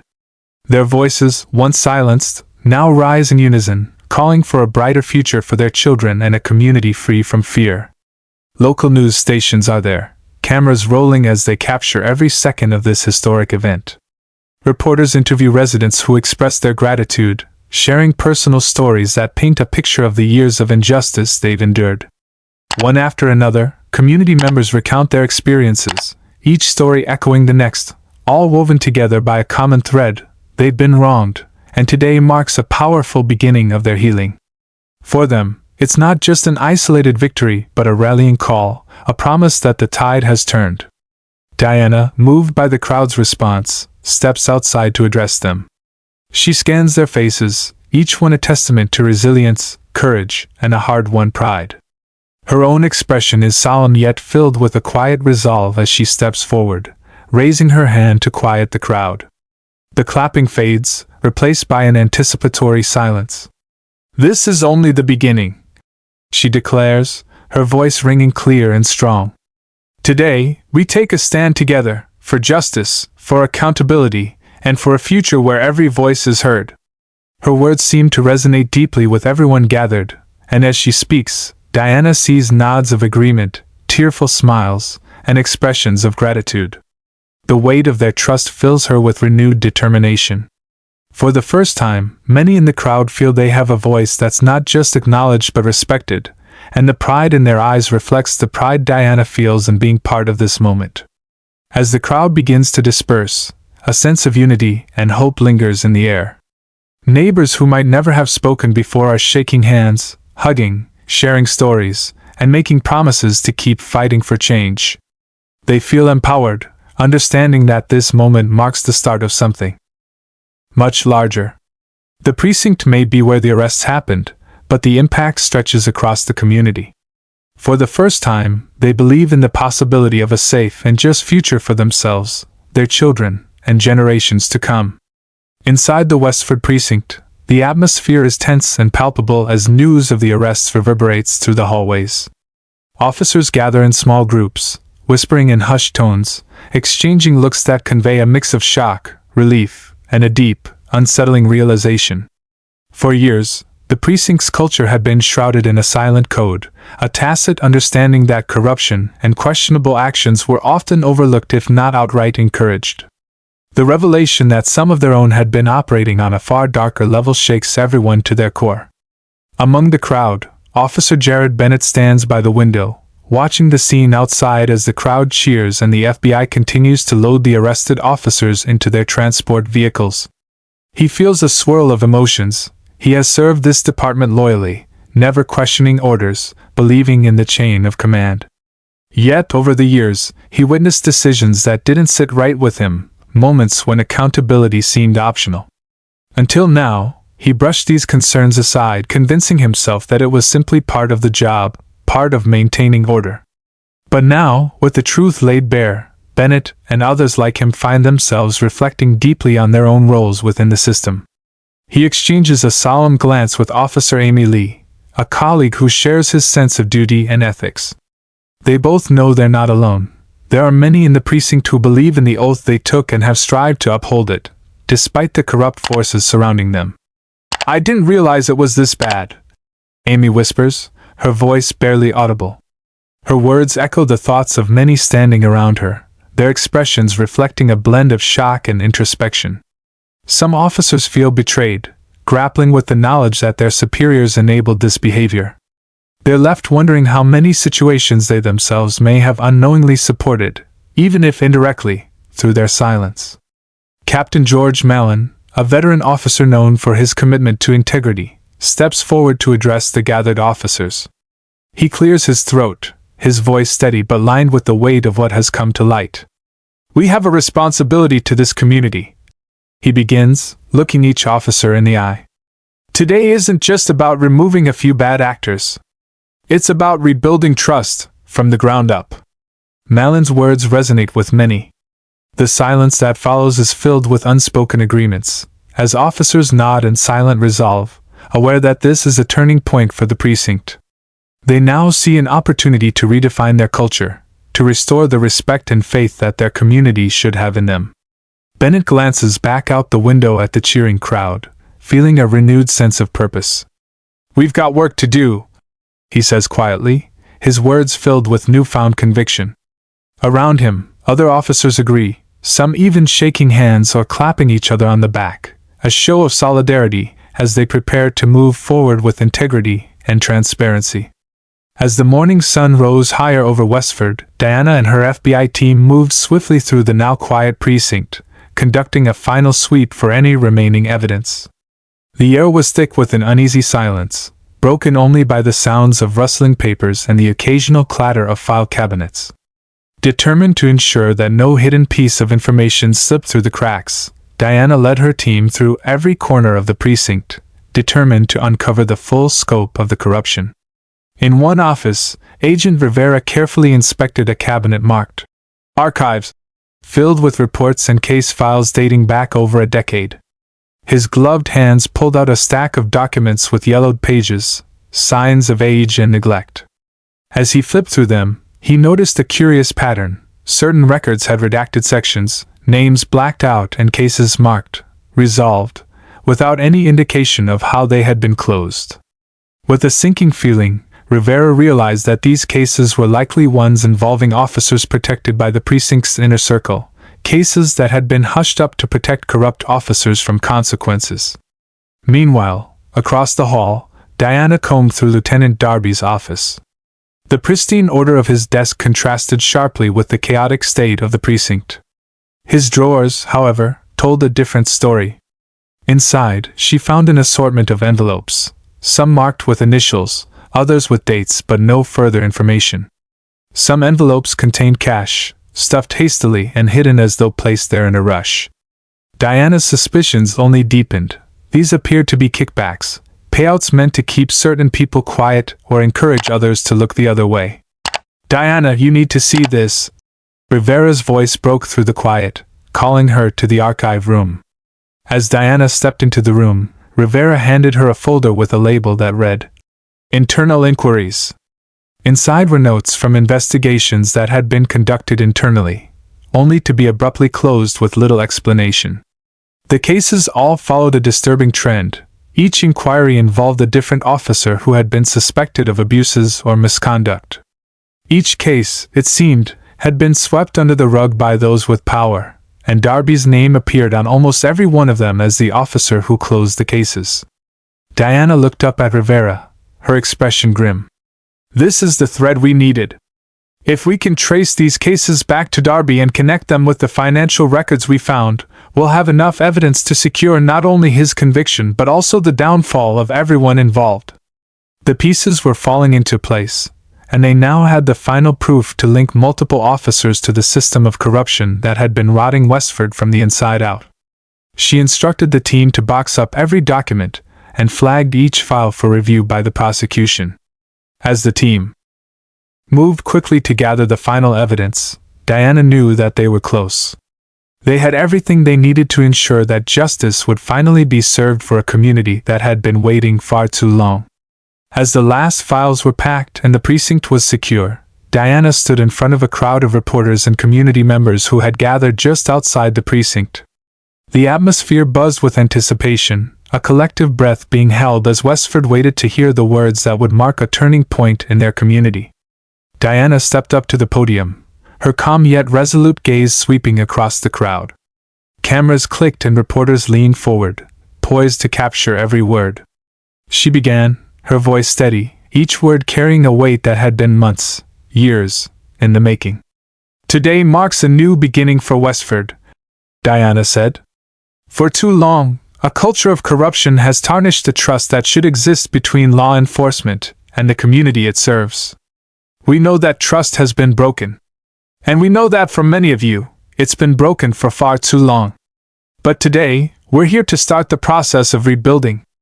A murmur of agreement rippled through the crowd. Diana's words resonated with many who had witnessed, or even been victims of, the unchecked power that had reigned within the precinct walls. Her voice grew stronger, more resolute as she continued. "We have uncovered extensive evidence of corruption, misconduct, and the abuse of power within this department. And I assure you, this is not the end of our investigation. It's the beginning of a thorough commitment to bring justice to every victim, and accountability to every individual responsible."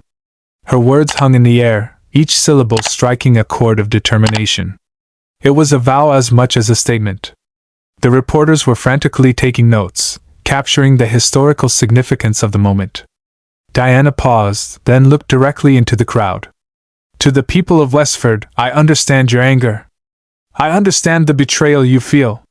You deserve to be protected, to live without fear of those who have sworn to serve you. And we, the FBI, pledge to ensure this precinct is rebuilt on a foundation of integrity and transparency." The crowd's tension seemed to ease, the weight of her words resonating deeply. She knew the road to true reform would be long, filled with doubt and difficulty. But seeing the faces in front of her, both weary and hopeful, strengthened her resolve. "We are committed to justice," she concluded, her voice ringing out. "This community will see change. We will hold accountable those who misuse their power, and we will work tirelessly to ensure Westford can once again have faith in its law enforcement. This isn't the end, it's only the beginning." With those final words, she stepped back, the crowd erupting in applause, their cheers mingling with the clicking of cameras and the hum of whispered hope.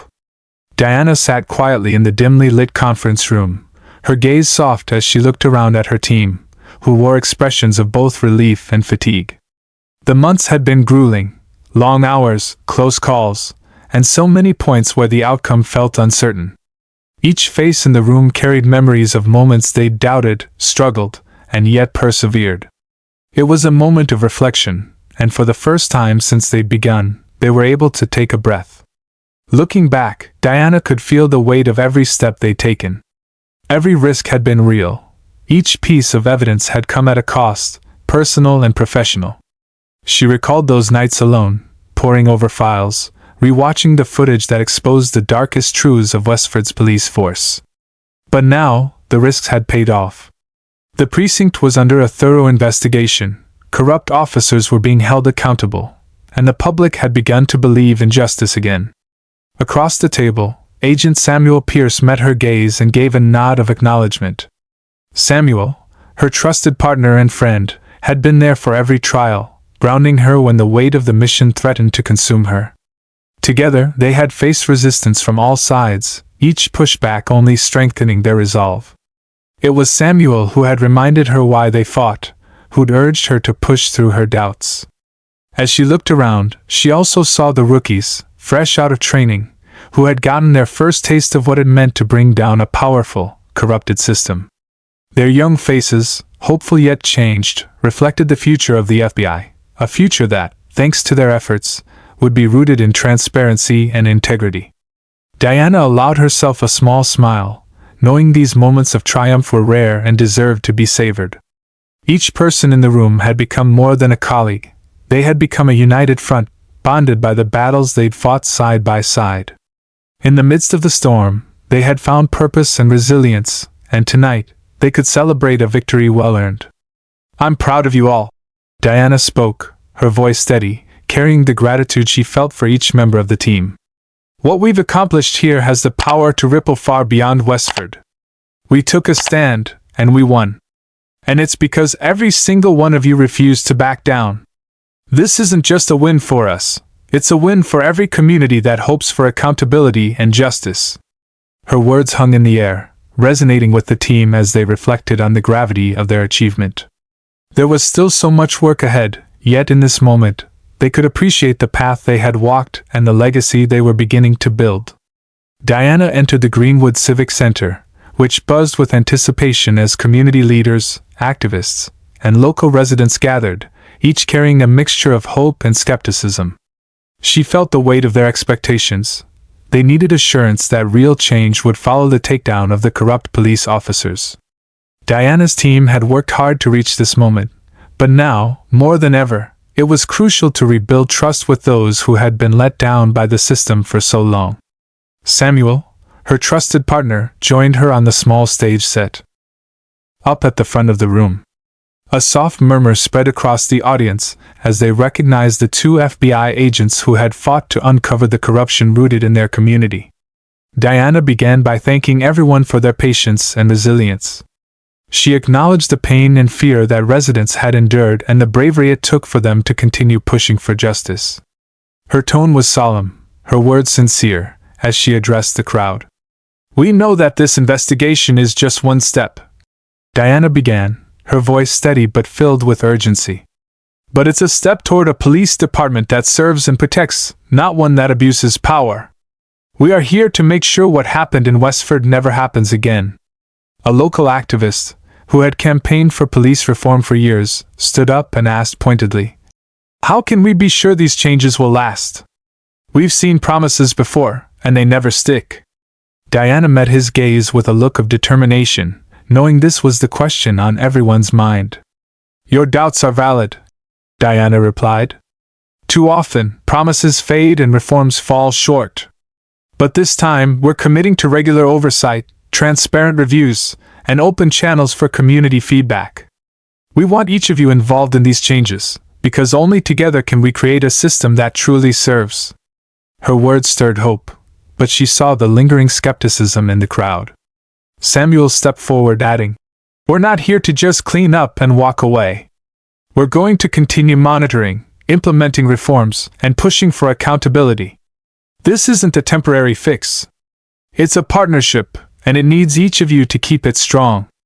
Diana's team had worked tirelessly to draft a plan that addressed the core issues of Westford's police department. It included measures to eliminate unchecked authority, ensure fair treatment of citizens, and build a department that upheld justice rather than fear. She laid out the steps in detail, from implementing new training programs focused on de-escalation and racial sensitivity, to setting up an anonymous platform for reporting misconduct. Each measure was designed not only to prevent abuse but to foster a sense of responsibility and integrity within the police force. As the specifics were shared, members of the community began to nod in agreement. A few applauded, others looked on thoughtfully, clearly weighing whether these promises could truly signal a new beginning. Diana could feel the tension easing slightly, the first signs of trust beginning to form. In closing, she looked out over the audience and said, "We're asking you to hold us accountable too. We need your voices, your perspectives, to ensure we stay on the right path. This isn't just a reform in policy, it's a reform in values. Together, we're going to make Westford a safer, fairer place for all." The audience responded with a growing sense of optimism, some clapping, others calling out in support. For the first time, it seemed the community saw the possibility of change as something real, tangible, and within reach. Over the next few weeks, a wave of changes swept through the Westford Police Department. New leadership was appointed, carefully chosen for their track record of integrity and commitment to community-focused policing. Diana and Samuel worked closely with the city's council and police union to identify candidates who not only met qualifications but represented a fundamental shift in values for the department. This wasn't about filling a position, it was about transforming a culture. One of the first changes made was the appointment of Marcus Hale, a former civil rights attorney turned police captain, as the new chief of police. Known for his commitment to justice and transparency, Hale's selection sent a powerful message to the community. Westford was ready to hold itself accountable and pursue meaningful reform. The city's residents watched closely, many of them still wary, but hopeful that a fresh start could mark the beginning of real change. As Chief Hale stepped into his new role, he addressed the officers gathered in the precinct, his tone both assertive and hopeful. "Each of us has taken an oath to serve and protect," he began, his voice steady. "But too often, that promise was broken. Under my leadership, we'll earn back the trust we've lost. This isn't just about following orders, it's about embodying the values of this department. The days of looking the other way are over." Diana and her team sat in the back of the precinct, quietly observing as Hale outlined his vision.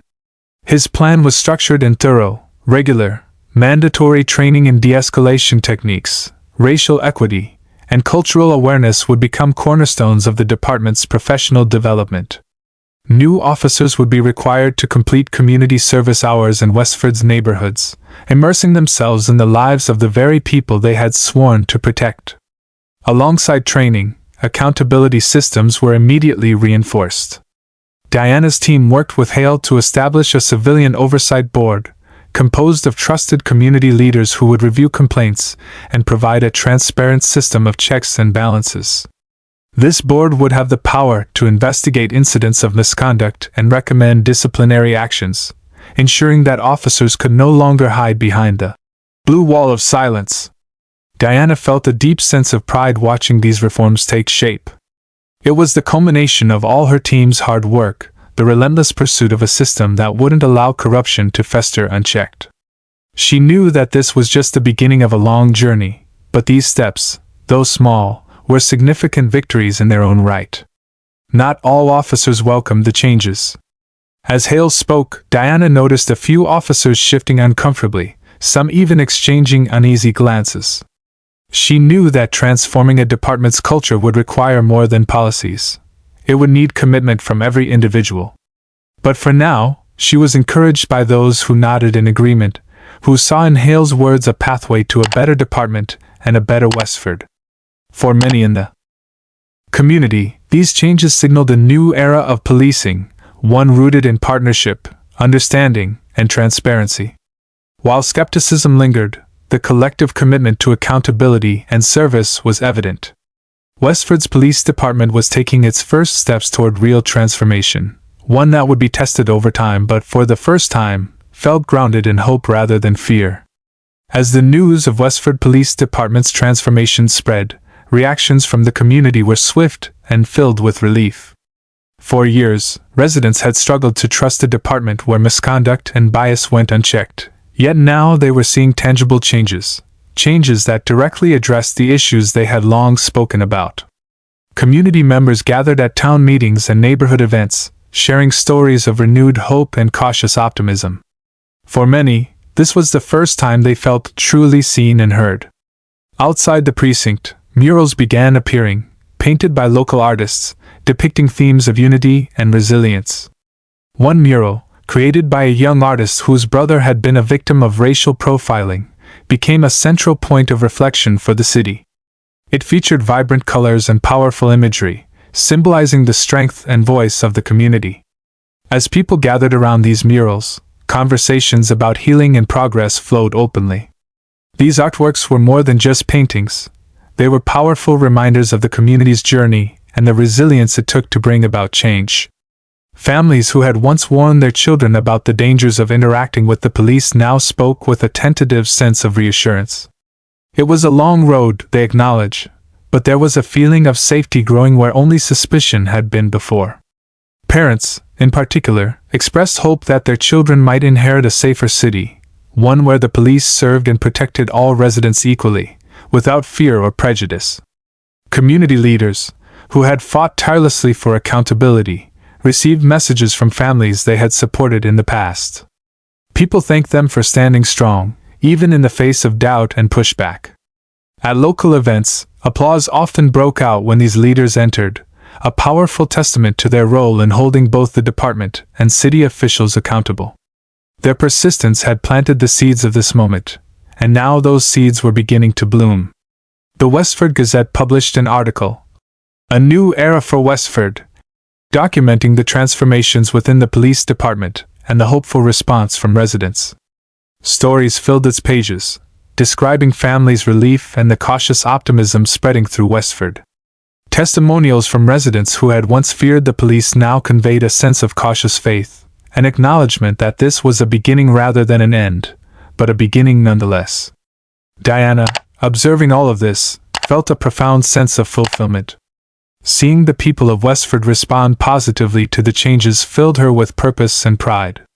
She had risked so much in her investigation, faced resistance and hostility, but the results were clear in the voices of those who no longer felt invisible. She knew that community trust was something earned slowly, but as she watched these reactions unfold, she felt they were finally on the right path.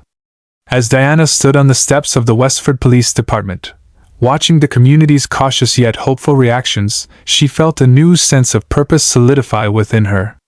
She knew that the progress made here, while monumental, was just the beginning. The deep-rooted issues that had plagued Westford weren't unique to this city. She had seen similar challenges across the country. This journey, filled with hidden battles, pain, and resilience, had transformed her. In that moment, Diana realized that her work was far from over. Gathered around her were members of her team, allies who had committed themselves fully to the fight for justice alongside her. Each of them had stories of their own, reasons that brought them to this moment, and reasons that fueled their dedication. Diana took a deep breath and turned to them, her gaze filled with a quiet determination. "We've made a difference here, but there's more to be done," she said firmly. "What we accomplished isn't just for Westford. It's a message to every community affected by corruption. We owe it to them to keep pushing forward." Her words resonated deeply with the team, many of whom nodded in agreement.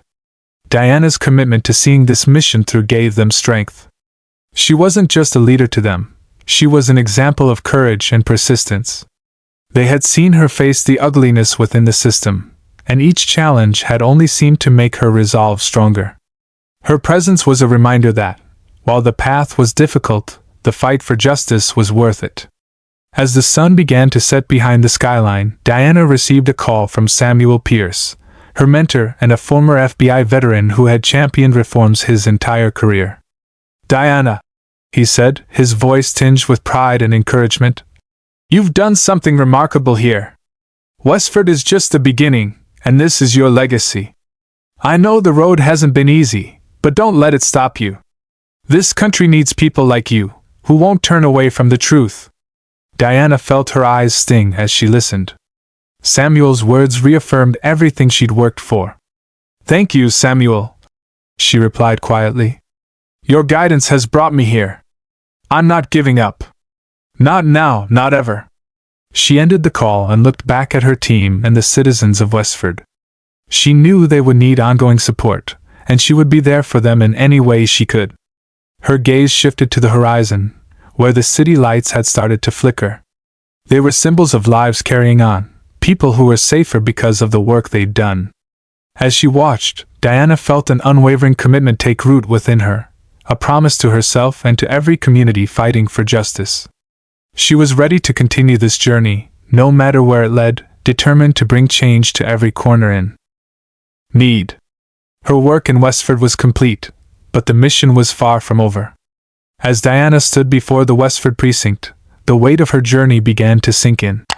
The lights of the city stretched out before her, illuminating a community that had long been in the shadow of injustice and fear. Tonight there was something different in the air, a quiet sense of possibility, a shared hope that had started to take root. The city felt lighter, as if it, too, had finally exhaled after years of tension and mistrust. Diana took a deep breath, feeling the significance of this moment. Her work, her determination, had culminated here, but she knew it was only the beginning of something much larger. Behind her, the sounds of her colleagues packing up, their soft exchanges and quiet laughter, reminded her of how far they had come together. Each person on her team had faced their own struggles, yet they had stood firm against the corruption that had long infested the precinct. Tonight, they could finally walk away knowing they had left a mark, a real, tangible impact that would shape the community's future. Samuel's voice echoed in her memory, his words a steady reminder of why she'd begun this fight, to build a place where justice was not selective, where every citizen felt protected rather than threatened. Diana's gaze turned to the precinct itself, the building now a symbol of a system in transition. No longer would it be a stronghold for those who abused their power. Tonight, it was on the path to becoming a place where accountability was held above authority, where community voices could speak louder than badges. She imagined a future in which the precinct would stand as a bastion of fairness, its officers respected because they served with integrity, not fear. This transformation would take time, she knew that. Change wasn't instant, nor was it easy. But this was a turning point, a crack in the foundation of injustice, and it was enough to inspire hope. As she scanned the crowd that had gathered outside, Diana saw faces illuminated with a renewed sense of belonging. People were no longer just angry, they were hopeful. Conversations buzzed around her as neighbors spoke of the changes they hoped to see, sharing stories and visions of a better Westford.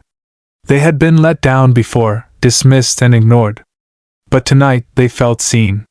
It was as if, for the first time, the community's collective pain had been acknowledged, and in that recognition, they found strength. She thought about the children of Westford, the young faces in the crowd looking up at her with wide eyes, seeing not just a figure of authority but someone who fought for their future. Diana felt a renewed commitment to them, a promise she silently made to ensure that they would grow up in a city that treated them with dignity and respect. She could picture them years from now, living in a Westford where they could walk the streets without fear, where they would feel pride in their community rather than suspicion of those sworn to protect it. Diana's thoughts returned to her team. Each member had been indispensable in this journey, standing beside her through the darkest moments. They, too, understood that this was not the end but the beginning. She shared a knowing look with them, a silent acknowledgement that their work was not yet finished. Together, they had seen the very worst of the system, but they had also witnessed the power of resilience and unity. Diana could feel their resolve strengthening her own, grounding her in the commitment they all shared. One final thought lingered in her mind as she prepared to leave the precinct. Justice was not a destination but an ongoing effort, one that demanded constant vigilance, courage, and a willingness to confront the uncomfortable truths about society. There would be more battles to fight, more challenges to face. But tonight, for the first time, Diana felt that she and her community were truly equipped to meet them head-on. She understood now that her role was not just to uphold the law but to redefine it, to shape it in a way that served every citizen equally, and without prejudice. Diana took one last look at the city. The lights, the people, and the buildings were all part of the story she had been helping to rewrite. She knew that the legacy of this night would live on, that Westford would remember the moment its people chose hope over despair, action over silence. And with a steady heart, Diana turned away from the precinct, ready to continue the journey, knowing that she and her community were united in their vision for a better tomorrow. Diana closed the door behind her, the silence of her home pressing down with an almost tangible weight. She set her keys on the table, her fingers lingering as though letting go meant accepting all that had transpired. She took a deep breath and let herself absorb the day's impact. The whirlwind investigation, the faces of those who had trusted her to make things right, and the images of her colleagues, some of whom she'd once called friends, being led away in cuffs, all of it churned in her mind. The courage she had needed, the fears she had buried, and the hard truths she had been forced to confront, had changed her in ways she hadn't anticipated. She made her way to the living room, glancing at the framed photos on her walls. Each image was a chapter of her life, family, friends, mentors. They reminded her of the values that had led her to join the Bureau and the relentless drive that had kept her going through the darkest days. As she looked into the eyes of her younger self in one photo, she felt a sense of pride mixed with sorrow. She'd taken on this fight not just for the victims whose stories she'd uncovered, but for herself, to prove that change was possible, even in the face of overwhelming odds. She sank into her armchair, gazing out the window at the city skyline. The streets below, now calm, seemed worlds away from the chaos she'd been through. She wondered how many people, even now, were struggling under the weight of a broken system. She thought of the families who had been waiting for justice, the communities that had lost trust in the very people sworn to protect them. She knew that while today had been a victory, it was only a single step in a long journey toward true reform. Diana sat quietly in her apartment, the lights dimmed low as she tried to process the gravity of everything that had transpired.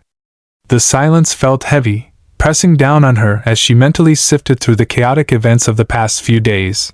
The arrests, the outpouring of relief from the community, and the raw realization that her mission had only just begun. This fight, she knew, was far from over. As she stared out the window, watching the faint glow of the city, her phone suddenly vibrated on the table beside her.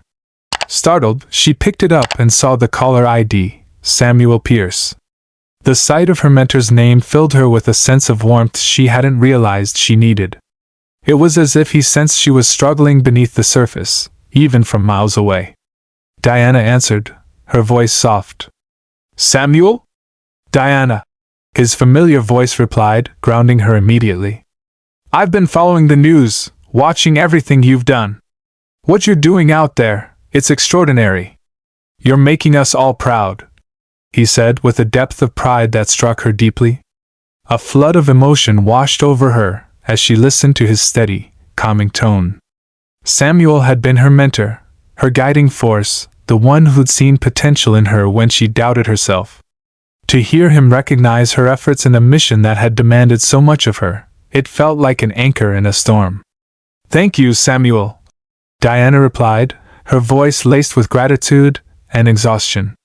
"I knew going in that this was going to be tough, but seeing the corruption, realizing just how far it spreads, it's more overwhelming than I'd expected."